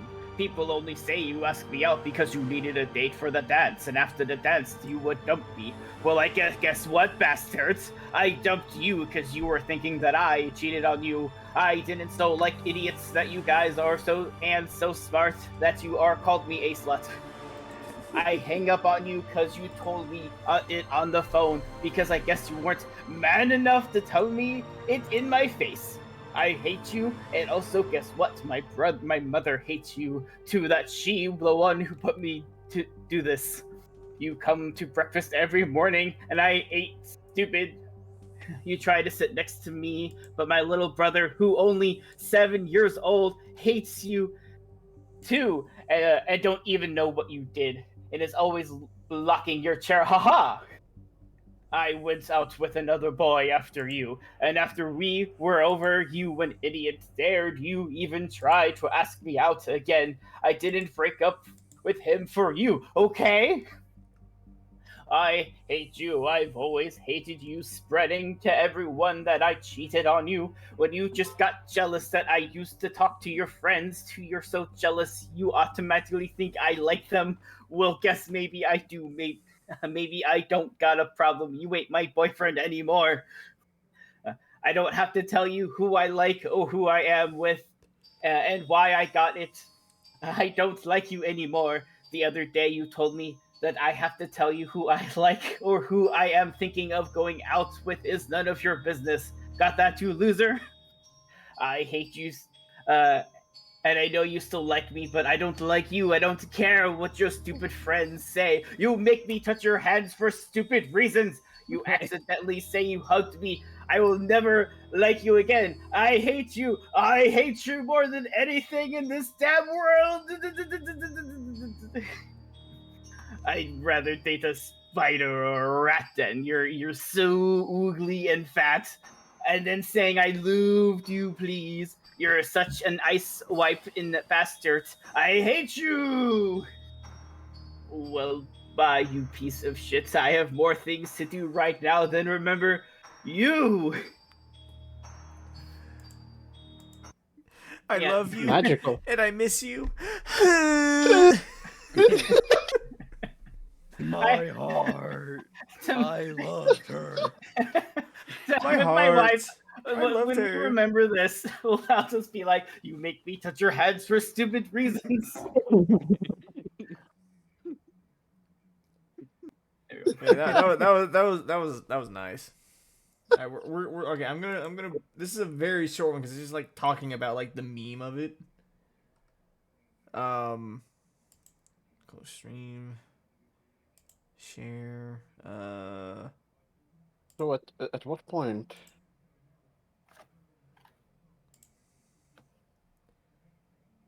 Whoa, What? bottom king, bottom king. Bottom king, bottom king. Okay, let me get Discord back into full screen. Okay. We're gonna learn about the Zalgo being. Ooh. So some of you that are into like Garfield might know of this guy. Zalgo is a meme where a person takes a popular picture / comic book and corrupts it. With scary results, people can also use messy text as a long way of saying Zalgo was here or was her. Zalgo can be recognized in any context by two words. People say when Zalgo is near, he comes. The creature. That dubious little creature. Up to no good. Zalgo is a being that could best be described as a horror. A creature of utmost terror. He is known as he who waits behind the wall and the Nesperdian hive mind. Did I say that right? Probably. Thank you, Ronan. In some circles, he is an eyeless abomination with 7 mouths. His right hand holds a dead star, and his left holds the candle whose light is shadow. And I've never heard of that. Candle whose light is shadow. That kind of goes hard. And is stained with the blood of Dagar. 6 of his mouths speak in different tongues. When the time is right, the 7th shall sing the song that ends the world. To invoke Sorry, the but you're trying to pronounce all of the names. Reminds me of the guy reading the "How Get Pregnant." Pergannon. Trying to pronounce all of the weird spellings. I like the guy who tries to pronounce tzatziki and he goes Tazita Saikai. Tazita Saikai. Oh man, I'm sure this guy knows how to say mayonnaise. Mayo de noche. Mayonnaise. Oh man. To invoke the hive mind represents chaos, invoking the feeling of chaos. Without order, Then that motherfucker, they threw this in here again. The Vespertian. Nespertian hive mind of chaos, Zalgo. He who waits behind the wall, Zalgo. Okay, and then here's the origin. Zalgo is the brainchild of Dave Kelly, aka Schmorky, Oh God. Oh a God. Flash animator Is and, Schmorky and dead? something awful goon. You can't say that word anymore. He was first mentioned but not seen in parodies of syndicated newspaper comics on a semi-secret page on his official site. Since the meme spread, Sporky has made several Flash animations in his own imitable style, whatever that word is, referencing it, including Inimitable. Zalgo. Although, according to him, Zalgo only affects comics, cartoons, illustrations, not reality itself. Well, that certainly invalidates 90% of Zalgo pastas, unless, of course, he's lying. Oh, So yeah, just he just a bit of lives. a meme pasta, you know. No, it would be the real meme pasta. Speaking of creepy It would be pasta, this fucking ramen. reading out the entire fucking Navy SEALs pasta. Oh my, under these. It's my turn. Is it? Oh yeah, it is your turn. It's my turn. Yeah, your turn. It's my turn. And then in Mom fantasy, said it's my turn on the creepypasta. Mom said it's my turn to talk about unspeakable horrors beyond our comprehension. Today, I would like to share tales. Tails doll. Are you on like from actual creepy pasta 2000. website? I'm Oh, on yeah, Tails doll. coolcreepypastastories.weebly.com. This is an entry from 2013. Gotta love it.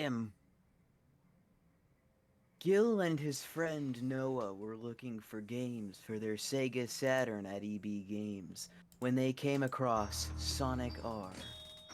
Gil was going to ask how much it was, but when he got to the counter, the salesperson for them to take the game for free and get out. When Noah heard the salesperson say, "Take the game with you," he dropped the games he was looking at and ran over to Gil. "Did he say we could have the game for free?" he asked. Gil was going to shake his head no when the salesperson said yes. Noah grabbed Gil by his arm and the game and pulled them out of the store and to his house.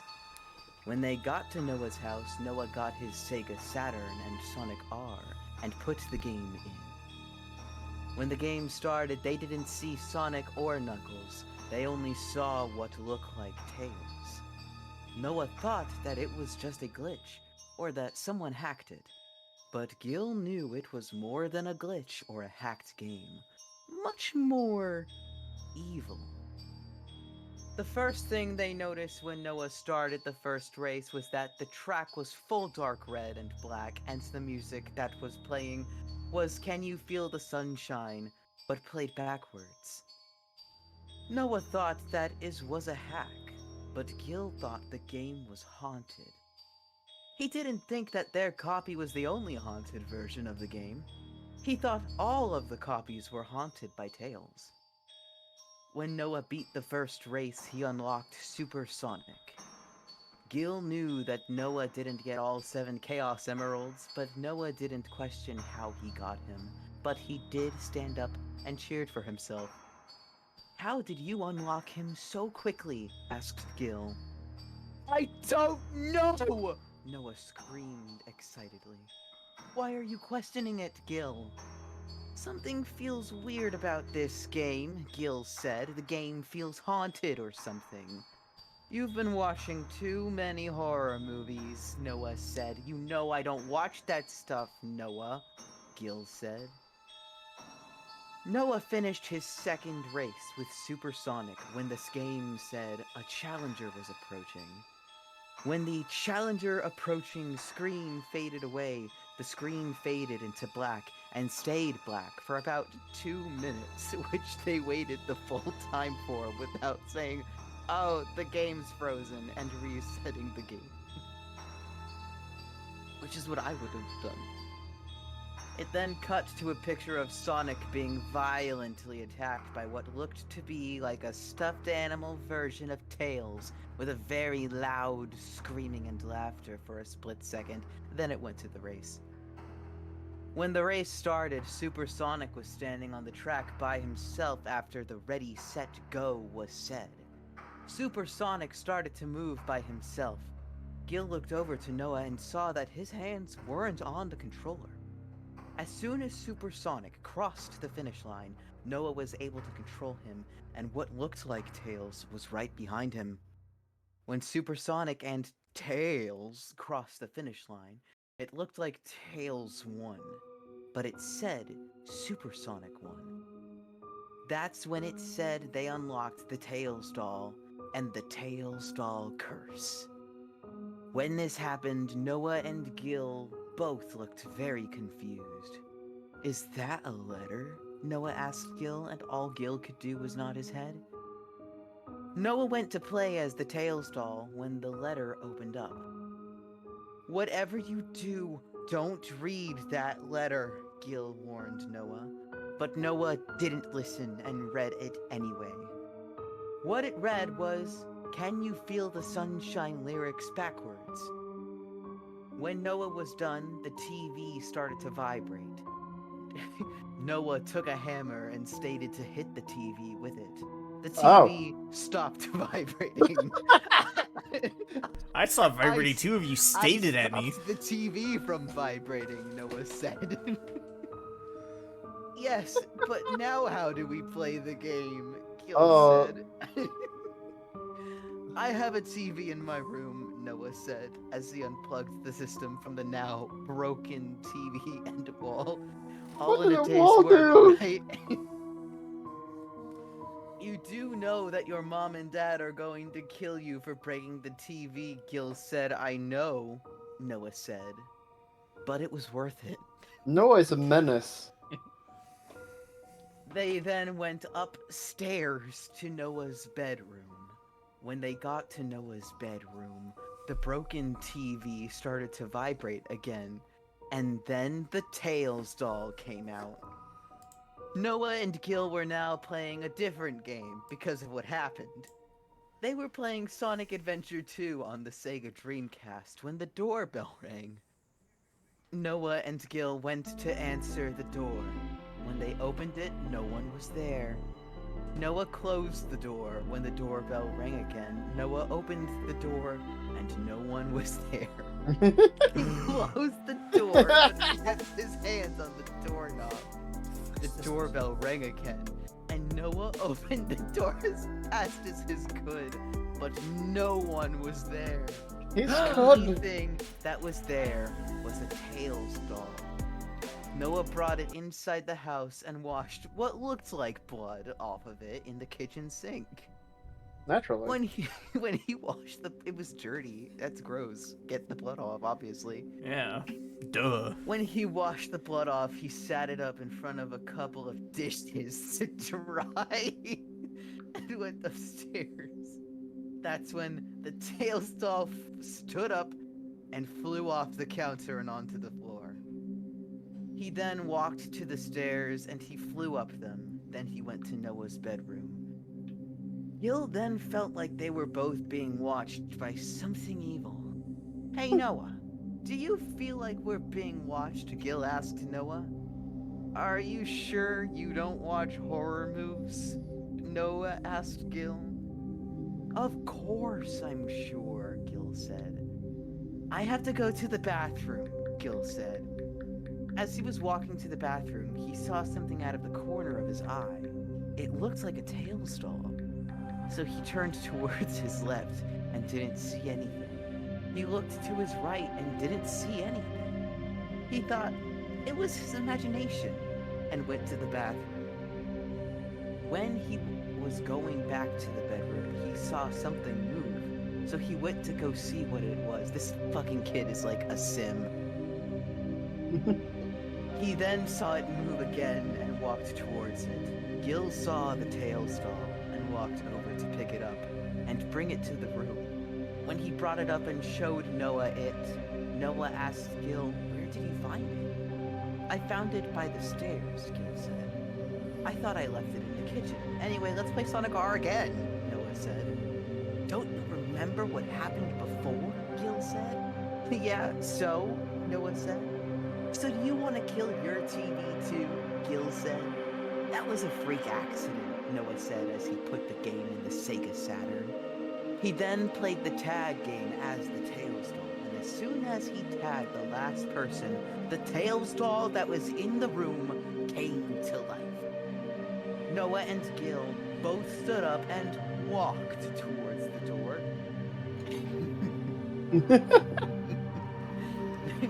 Noah opened it, and they both ran as fast as they could down the stairs, and almost got to the front door when the Tails doll fell in front of them and killed Noah with his razor-sharp claws. Yeah. This made Gil... Sorry. This made Gil very angry, and he grabbed a baseball bat and started swinging at the Tails doll, each hit missing. He swung it one last time before the Tails doll caught it and broke it. Gil then stepped on its head and ran to the kitchen to get one of the kitchen knives and swung at the doll again. The Tails doll caught it again and killed Gil. Oh no. The Tails doll went back into the upstairs TV. The police then came to the house because the neighbors called saying they heard a lot of noise coming from Noah's house. But when they got there, Noah and Gil were both upstairs in Noah's bedroom. One of the police officers took the Sega Saturn to the station, I guess for fun, and his partner said that there was no murder weapon. And that is the Tails doll. But why'd they take Oh, the Sega no. Saturn? What was the point of that? Well, because Sonic R fucking bust, right? That's Yeah, why they- they stopped playing I- it. They needed to pad out the adventure a little bit. I actually just heard the song "Can You Feel the Sunshine" for the first time like a month ago. Oh yeah. You know, I remember like I never like heard the story of Tails Law, but I remember like after hearing like people talk about like the creepypasta, I thought it was real. Yeah, I remember I knew of the creepypasta, but I never read creepypasta. I'm like, okay, whatever. But I remembered like 10 years ago, my neighbor's kid who was in 4th or 5th grade was like, have you heard of the Tails doll? Or like Sonic EXE? I'm like, why do you know these things? You're a child. Like, you shouldn't actually know what any of that is. And he's like, Yeah. oh yeah, Sonic all bloody in his eyes. I'm like, no, stop. Because children yearns for the spooky. Yeah. It's true. And It's very true. children's media is not spooky enough. I mean, it's like my friend in high school. He'd be like, "Hey X, look at this," and I'd look, and it's just an execution video. And I'm like, "Oh, that's great, bud." Don't need that, though. I remember those times. High school Yep. was fun. Everyone knew like a kid that was like that in high school. Yeah, yeah. And if you don't know the kid that was like that in high school, you are the kid that's like that in high school. I remember a kid in high school. There was one of the guys. He was a friend of one of my other friends, and he would frequent /political a lot. And oh boy, he was a doozy. You were saying, Jason? Oh, is Jason dying? Jason died. Jason Oh, no. drowned. Jason.exe, the brother of Notch. Man, I fucking love Siribot. Oh yeah, for just nuking. Yeah, it's like someone by the name of Mischievous Constable, or I guess Constable. Actually, that makes a lot more sense. Now I like my name better. Mischievous Constable. Yeah. Got like insta banned. Ooh. So how are we feeling for like actually fairly fucked up shit? I mean, as long as it's in line with Twitch TOS, I'm fine with anything. I think it's just I guess as good long as thing. there's no like sexual violence, I think it's fine. yeah. Yeah, it's like American logic. Yeah. As long as it's not, as long as you don't say heck or fuck, it's fine. Yeah, that's why as Can I much as I say would Brig? love to like one day read Baraska, I don't think we could do it live. You don't like? No, I Yeah, don't. you know, maybe like the first, 3/4 of it, but that last Mhm. quarter, I don't know. Yeah. Yeah, we'll read that for other places, not live. Yeah. That does remind me. I need to Um, eventually finish voicing Andy and Laylee with Hollow at some point. it is. I mean, it is labeled not safe for work, but I think it's just for the excessive gore. Oh, that should be fine. uh, which one is the good one too? I, I don't like doing it, but I guess reading from fandom is the one that is the easiest on the eyes. Yeah, Which that's why I creepypasta would chose you fandom take? because you know, Yeah, Jason's back. Jason's back. Sorry, the tails all suddenly appeared on my screen and crashed my Well, computer. All right, mean, so it's understandable because you would have to get a hammer to make it stop vibrating. Yeah. That is true. Yeah, But I'll it think will of still that come and kill later. you. Don't worry about that. Right. Wait. I need to do this and then this. And then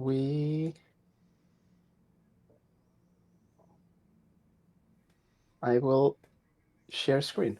Yay! This one, I think. And then Fantasy has another one. They can go next. Okay. This is Cupcakes. This sounds Are you- vaguely familiar. Are you familiar with Cupcakes? This I- is early My Little Pony days that this was released. Oh yeah. This is from 2011. Because I think someone made like an animation based on this. Yeah, Hot Or at Diggity least, like- Demon. They did Shed.mov on YouTube I think so. and a bunch of those. Yeah. Hey, stay out of my shed. Yeah, and then there was like two other ones where it was just like Pinkie Pie just murdering like the other main six. Yeah, I think this is the inspiration for that. Yeah. From Hot Diggity Demon. He does not make that kind of content anymore, but woo, it's been intense. I'm gonna close out of that. Are we ready? I don't have any ambience music for this one. Don't worry, I got you. That is X's job. Even though all this stuff is kind of starting to suck now. Oh, here we go. I found one that's called Into the Fog. That sounds creepy. Yeah. The air was warm and the sun was shining, and all of Ponyville was having a glorious day. The town square was bustling and crowded. Busy ponies were making their busy way throughout the street. All the pony folk seemed to have somewhere to be. All except Rainbow Dash. Her place was in the sky. She freely tore through the air, speeding one way and the next. She buzzed the treetops and racing the wind. The Pegasus swooped over a schoolyard, much to the delight of the children. Climbing several hundred feet, and dove, going as fast as she could. The second before hitting the ground, her wings flew open and she took back off into clear blue. Rainbow Dash felt alive. Then she remembered that she had somewhere to be. She was supposed to meet with Pinkie Pie in 5 minutes. She'd gotten so caught up in her exercise that she nearly forgot. Pinkie had asked Dash to meet her at the Sugar Cube corner at 3. She didn't say why or what they were doing, but Dash knew that with Pinkie it could be anything. She wasn't sure if she really wanted to go, though. She was so engaged with her stunt that she thought about blowing Pinkie off to continue flying. But Dash's conscience got the better of her. She knew that it would hurt Pinkie's feeling. After all, she said she was going to be something special just for the two of them. She considered it and thought, why not? What did she have to lose?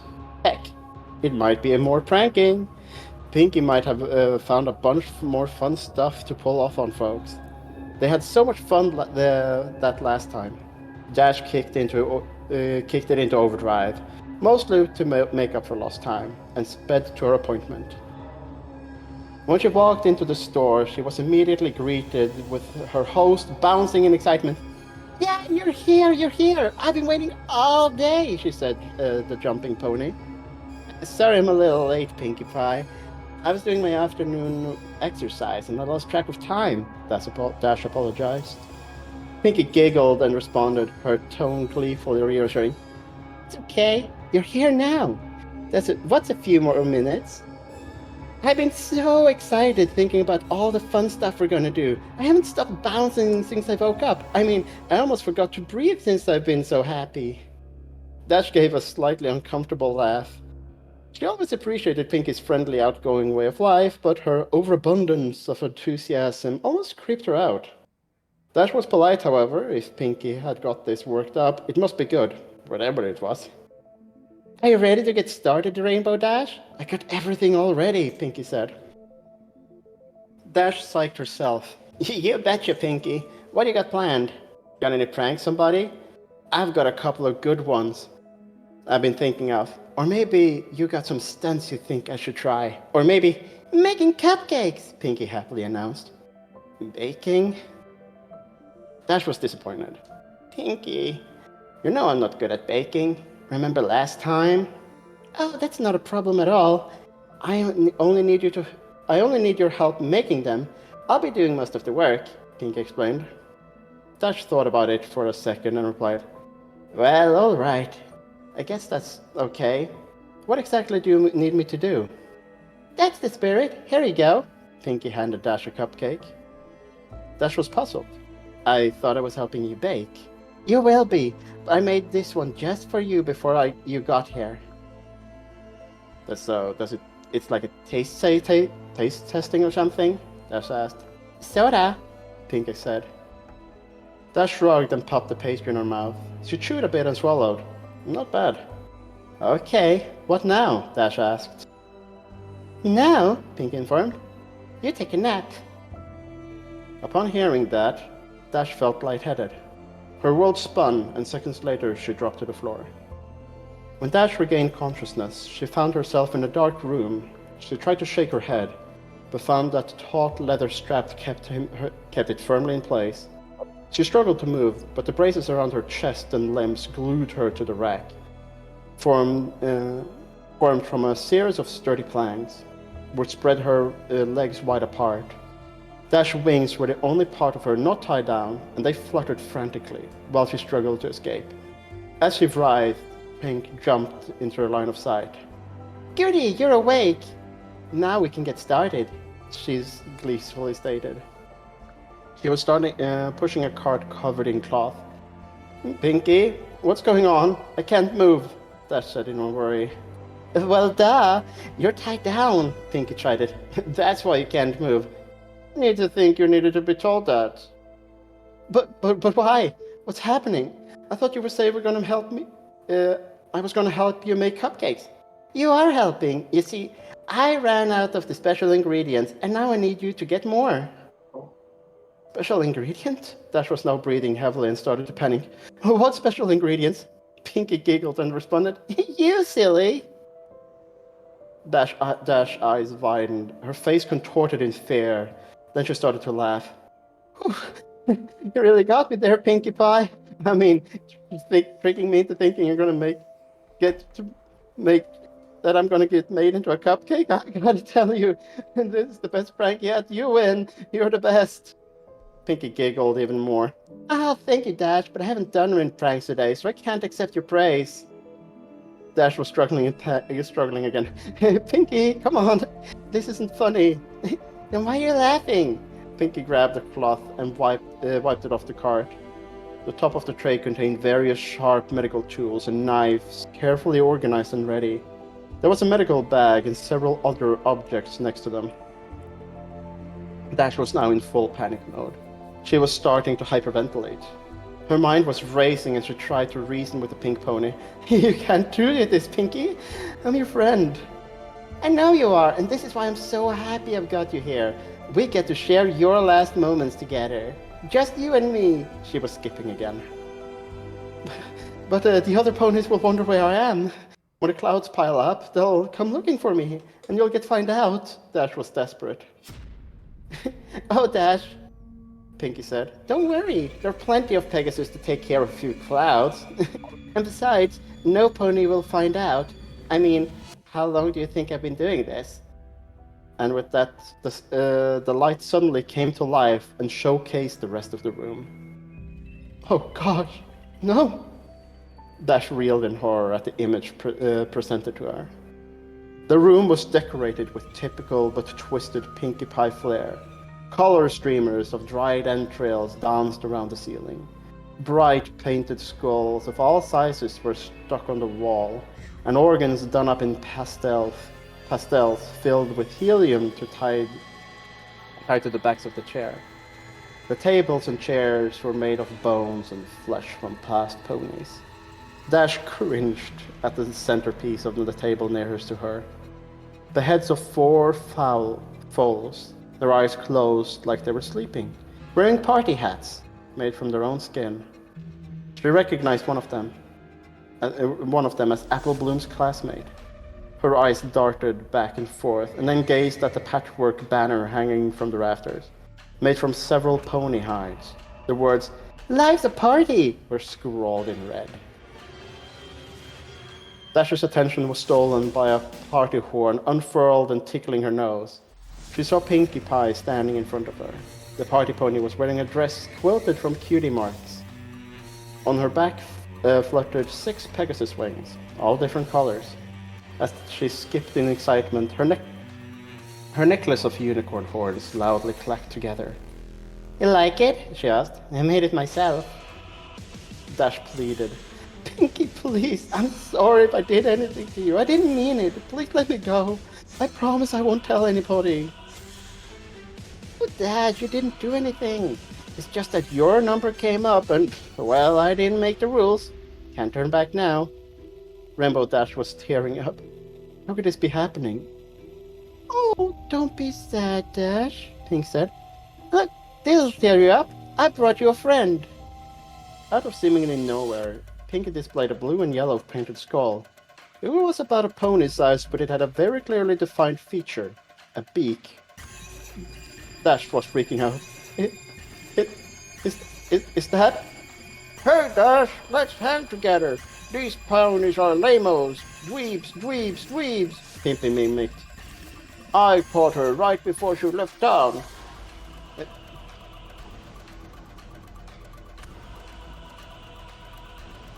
"I caught her right before she left town. Remember when I left the party about 20 minutes? But this is Pinky's talking, I'm sorry. No, you're I fine. caught her right before she left town. Remember when I left the party for about 20 minutes? That wasn't enough time to play with her, of course. I had to wait until after the party to do that. But oh boy, am I glad I did. It was worth it for the flavor alone. Griffins taste like 2 animals at once. It's amazing. I know she didn't have a number like everyone else in Ponyville, but when was I gonna get another chance to try a griffin? In hindsight, I probably should have asked her where she came from so I could get more, but I forgot. I'll tell you what though, she was quite a fighter, lasted a long time, which was fun for me. I got a chance to play with somebody other than a pony and try new things. It's too bad she has sort of potty mouth, she said. She said so much bad stuff. I had to take her tongue out. You know how bad language makes for bad feelings, Dash. Dash didn't have anything to say. She was just sobbing and writhed. Well, Pinky said, putting the skull down. That's enough reminiscing. It's time to begin. She picked up a scalpel and walked over to Dash's right flank. Without any flair, she placed the blade an inch above her cutie mark and started a circular cut around it. Her lungs worked overtime. Dash shouted in pain and tried desperately to pull away, but the braces on held her still. Finishing the incision, Pinky grabbed the curved skinning knife from the tray. She worked it under the skin and sliced the hide away from the muscle. Dash ground her teeth as she tearfully watched the flesh come off. Pinky then moved to the other side and completed the other flank.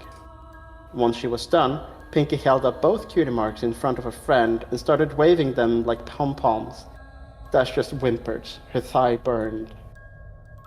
Placing the skin down, Pinky selected a large butcher knife and walked behind Rainbow Dash. I hope you don't mind. I think I'm gonna wing it now, Pinky laughed. She grabbed a left one and played with it for a second. Then stretched one wing out, and she brought the blade down at the base. Instantly, Dash screamed and trashed at her repentance. The movement threw threw off Pinkie Pie's aim, and she tried to hit the mark again, missed wide, and left a huge slice in Rainbow Dash's back. I'm gonna do a little heads up that the rest of this is very, very tortury. Oh. If you want to cut me off. I mean, how's everyone else feeling about it? I'm good. Jason, fantasy? I don't have anything. Hmm? Wait. Jason, are you even paying attention? It's about to get real gory, so are you fine with Lucy still going, or? Yes. Okay. It's not just gory, it's very tortury. I'm just giving everyone a fair heads up. This is a lot. Yeah, that's fine. Okay. Alright. Go for it, Lucy. Dash, you gotta stay still or I'll keep missing. She took another whack and hit the target. She swung again and again, the blood spraying into the air. But she realized it wasn't getting anywhere. The blade just wasn't going through the bone. I guess I forgot to sharpen it. I'll try something else, she stated as she tossed the knife over her shoulder, the blade embedding itself in the table. The crying Rainbow Dash heard the sounds of a metal box opening and closing. Got it! Say, Dash, why do they call it a hacksaw? It doesn't hack. Hacking it is what I was doing with the knife. This is a saw. I don't get it. Pinky placed the tool over the last attempt, and it definitely sailed through the bone and skin.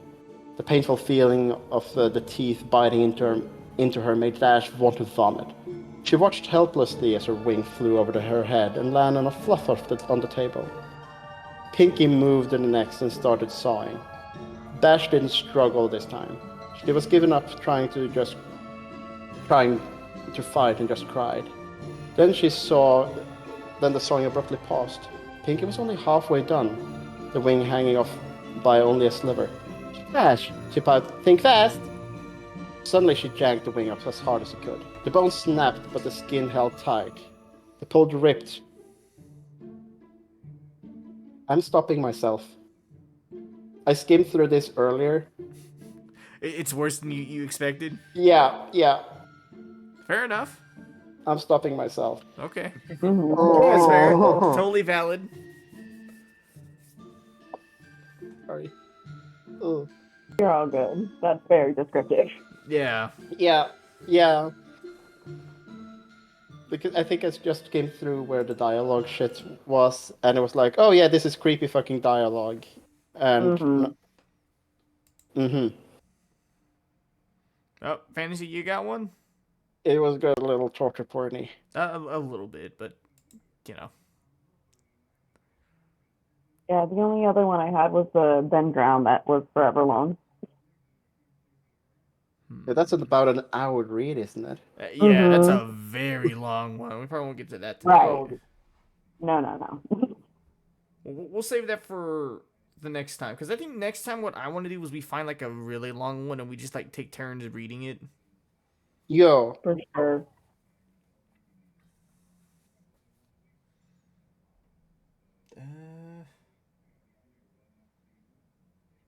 If no one else has any other short ones to read, I think I have a favorite one, but I'm trying to think, because it has a lot of like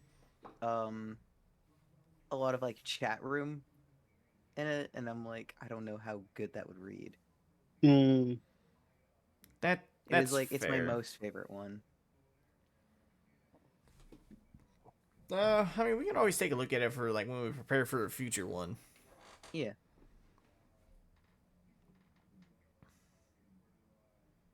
And I think Eh. it's like it's a good like creepy one. Like it's not too like gore tastic. And it's not really it doesn't kind of hold any of the usual cliches, Mm. but it's still like it's fucking creepy.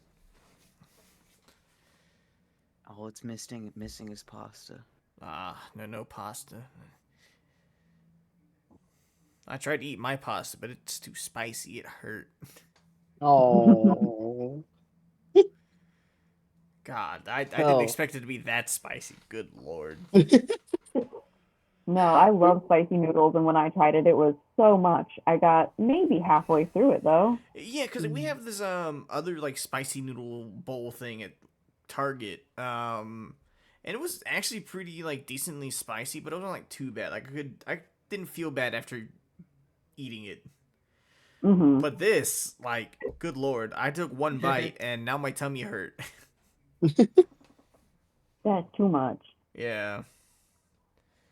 Or Excalibur's made out of string cheese and pipe cleaners. Oh. We both made errors of judgment. Yeah. I legit feel a bit unwell. I'm sorry. But yeah, if no one else has a creepypasta they Uh, want to read, I think I'll go ahead and end it now and go lay down for a minute. Take a yeah. break after that. Yeah. After all of that. I just gotta find someone to raid. Next time, y'all are gonna hear about Funny Mouth. Oh Funny no. Mouth. I do want to read Smile Dog next time we do this. True.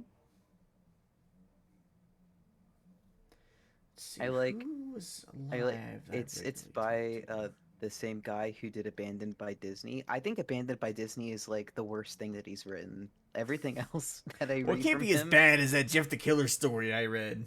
oh, not by it's better by a long shot. And it's even like well, at least it's better written. It's actually I think that Abandoned by Disney is a little bit boring is the problem I have with it. Okay, aren't there like I 3 think the parts scary to it? parts it's because he explores more than one place. So it's just like an anthology. Like it's abandoned by Disney, and then he goes to 2 other places that were abandoned. I think they're the places that he follows up on are not real. I think he completely fabricated them. Um, but I can believe that. abandoned by this, I think it's the parts that are supposed to be creepy are a little too creepypasta cliche to be creepy. And the rest of it I think is written pretty boring. Um, Funny Mouth I think is lacks everything I thought was wrong with Abandoned by Disney. I didn't even think they were by the same person, but it's my favorite one. I don't really know if I have a favorite creepypasta. I mean, I have like my favorite creepypasta like creatures. Like I love Jeff the Killer, but God does his story suck. And then Eyeless Jack is just kind of funny. I like Slenderman just because it's such an old thing. Like it's a pre-internet story. Yeah. It is an internet story, isn't it? No, the Legend of Slenderman is Yeah, because it started out older as like an than. art project thing, didn't it? Yeah, it was a photo contest, and a guy photoshopped Slenderman into the background of playgrounds, and he was like, "This is the Slender Man. People say that he takes kids," and then people ran with that. Okay, let me I find. thought I'm gonna rate Joey. I thought it was like actually old. No, It's not actually it old. is. Yeah, this Tw- is Jenny twen- and I researched this on stream. Yeah, it's 2009. Yeah, over 15 years ago. That's old enough. Yeah, old enough. Yeah. Like people adapt it these days to be like a Krampus kind of thing. Or like, if you're naughty, then Slender Man will get you and take you to Slender Mansion, and you'll be his proxy with Eyeless Jack and Jeff the Killer. I remember when I was younger, like I tried to do like a Slenderman summoning ritual. God. And like what you had to do was like write. I don't remember what you had to write on paper. But you had to write on like 9 sheets of paper, put it in a circle, and then yell, "Slendy, I summon you!" And I believed that shit was gonna work. God. Yeah, no, it got real weird. Uh, Also, I like the ritual ones, like hide and seek with yourself. I like that. Oh yeah, or like some of the like The Midnight Man, I think um that's another one. East Asian like tales. Well, they're not East Asian, but Well, they're not, because but like they people frame it around it exoticize being. East Asia, they're like the ancient ritual from Asia because brown people from the ancient times were all demon summoners. Gotta love the imperialist. uh, I really like Siren Head. Siren Head is like just Siren, So Siren Head isn't a creepypasta, he's an analog horror creature, which there is a distinction, because he is like solely aesthetic. yeah. yeah, It just sucks that like the guy who created Siren Head just like got fucked over by like some random toy company that like took the mm, rights of it and made toys of it. Uh, yeah. No, I think there is. Okay, so there's part of the now I'm putting down the thesis statement now when it comes to creepypastas and stuff. They are way better when they don't get expanded, when they are just contained to that one terribly oh, for written sure. fan Same Oh here. fiction. yeah, Every single. that's a It's like the problem. difference between like the back rooms and it's like in its most condensed form versus the Yeah. back rooms as like babies like it, I don't because know. The like Skibidi in Get its Rooms is base pretty fun. form, the whole thing with the back rooms is you can just go there by accident by like stepping wrong, and there's nothing there. It's just infinite back rooms. You can't leave. You'll just die there, and no one will Yeah. ever know what happened to you. And that's the whole horror. Is like it can happen to anybody. It's nobody's fault. Can't do anything about it. You're just gonna die, and it's gonna be really long and terrible. Um, Yeah, and and it's the then same like people were like, "That's not good enough. We need to add shit to it." I did like the yeah, analog stuff that like that one guy made of the back rooms. yeah. That was fun. The yeah, because it's still very vague and yeah, liminal spaces are fun. So like as someone said, like the adding different like levels to the back rooms and stuff, like it because it's still liminal spaces that feels yeah that's fine. But then you have like the colonies and people are having fucking society in the back rooms. What are we doing? Like What have we done? Like I, if I you're feel like what making the they back rooms more palatable to exist in, then you're taking the horror out of the back rooms. I feel like what they Yeah, did is they combined like the Infinite IKEA with the like OG back rooms to like try and make it like yeah, scarier. yeah. I do like the infinite that there in the infinite IKEA that there are actually like survival strongholds Yeah. because it's like yeah that would actually make sense if several people get trapped they would kind of build and it's IKEA you have stuff to build with. And then you can get the Swedish meatballs. Yeah, the Yeah, infinite spawning meatballs. woohoo! Also, the infinite IKEA does have a uh the like slight hope that you might find an exit. Oh my Yeah. god, even like Jeff the Killer, like that's technically not even the original story because that story came from a contest. I know the new story also came from a contest because the original story, that one sucked. But it was just because Jeff the Killer as an idea was getting so popular that they were like, let's have a contest to give him an origin story. But like in his most base form, he's just a fucked up guy who shows up when you're sleeping, gets on top of you with a knife, and wakes you up and says go to sleep, and if you listen to him and go back to sleep, you get to live, and if you wake up and go, oh my god, there's someone on top of me, then you die. And Mm-hmm. didn't someone make like Jane the Killer, which is just like Yes, the and Jenny opposite and I of went him? through all of that too. Oh my They're god. not the opposite. It's a weird. Jane the Killer is very unexpectedly strange. It's a whole. For one thing, it's not something you can read. It is an audio drama, and it's very long. And we had to read the transcript of the audio drama, which is delivered as audio dramas are, with no stage direction whatsoever. Mm. Um, and it's a weird thing because it's not even remotely similar to the Jeff the Killer kind of thing. Like, they keep the origin story, but it's like in the future. Jane and Jeff both fuck several times throughout it. Like, Mm. Jeff is like getting hookers to come home with him, and then like sometimes being like, this hooker reminds me of somebody, she gets to live, but not this one, she has to die. Jesus. And like Jane gets government experimented on, and she gets, I might be misremembering this, I think she gets like demon angel wings so that she can What? fight Jeff the Killer, because I think he either tried to kill her or successfully killed someone that she cared about. Um, and Sounds like she a fucked also up has anime. shape-shifting powers. She has shape-shifting powers because she looked like Lou in order to break him down and get him to kill himself. But that wasn't. He didn't actually do it. He only pretended to kill himself. And like it ends on like a kind of cliffhanger where like they're both alive, basically in the position that they started the audio drama in. It's a whole lot of stuff, and it's like it's one of those things where like it's so much stuff that when people heard it they were like, this is so cool, you should write a book. And then that person was like, thank you. um and that's how that spread. Even though it's like kind of dog water.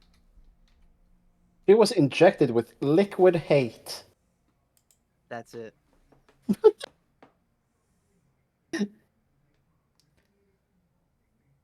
Uh, It it, it it is like the classic like writing thing where we have character here we have a character who is exactly like previous character but is just better in every way. um like that's I don't know anything about Halo, but that's one guy that shows up in Halo 5, I think. X, I don't know. That's supposed to be like this, it's Master Chief but he's cooler. And well, he uses I think you're talking about and like he Agent Locke. I mean, eh. He's supposed. He's like, I don't know what Agent Locke was supposed to be. I, Halo 5 was a mess. But yeah. anyway, There's a lot of, and then there's a thing with Jeff the Killer where he because he is by teenage girls tween and teenage girl standards one of the most fuckable ones. um there's so many girls who write like their own self insert. I actually also work with Jeff the Killer as a crazy killer, that sometimes they just, by virtue of posting in places where people who like that read it, also just get popular like that, and they get to join the creepypasta fandom in that way. You just kind of You have make an OC and then fucking throw them at it. And people are like, yeah, that's real now. this will form schisms yeah. in the Jeff the Killer fandom. But I think that's gonna do it for me tonight. Uh, Nice. I'll be back on with a Dead by Daylight collab, and then Thursday I was gonna play something. Oh yeah, I was gonna play a horror game because I spun solo horror game stream. And then Saturday's gonna be a big day. That's gonna be the 12-hour stream. Woo! Woo! Hell yeah. But for now, we're gonna go share the love with Papa Spud, who's playing Dead by Daylight currently.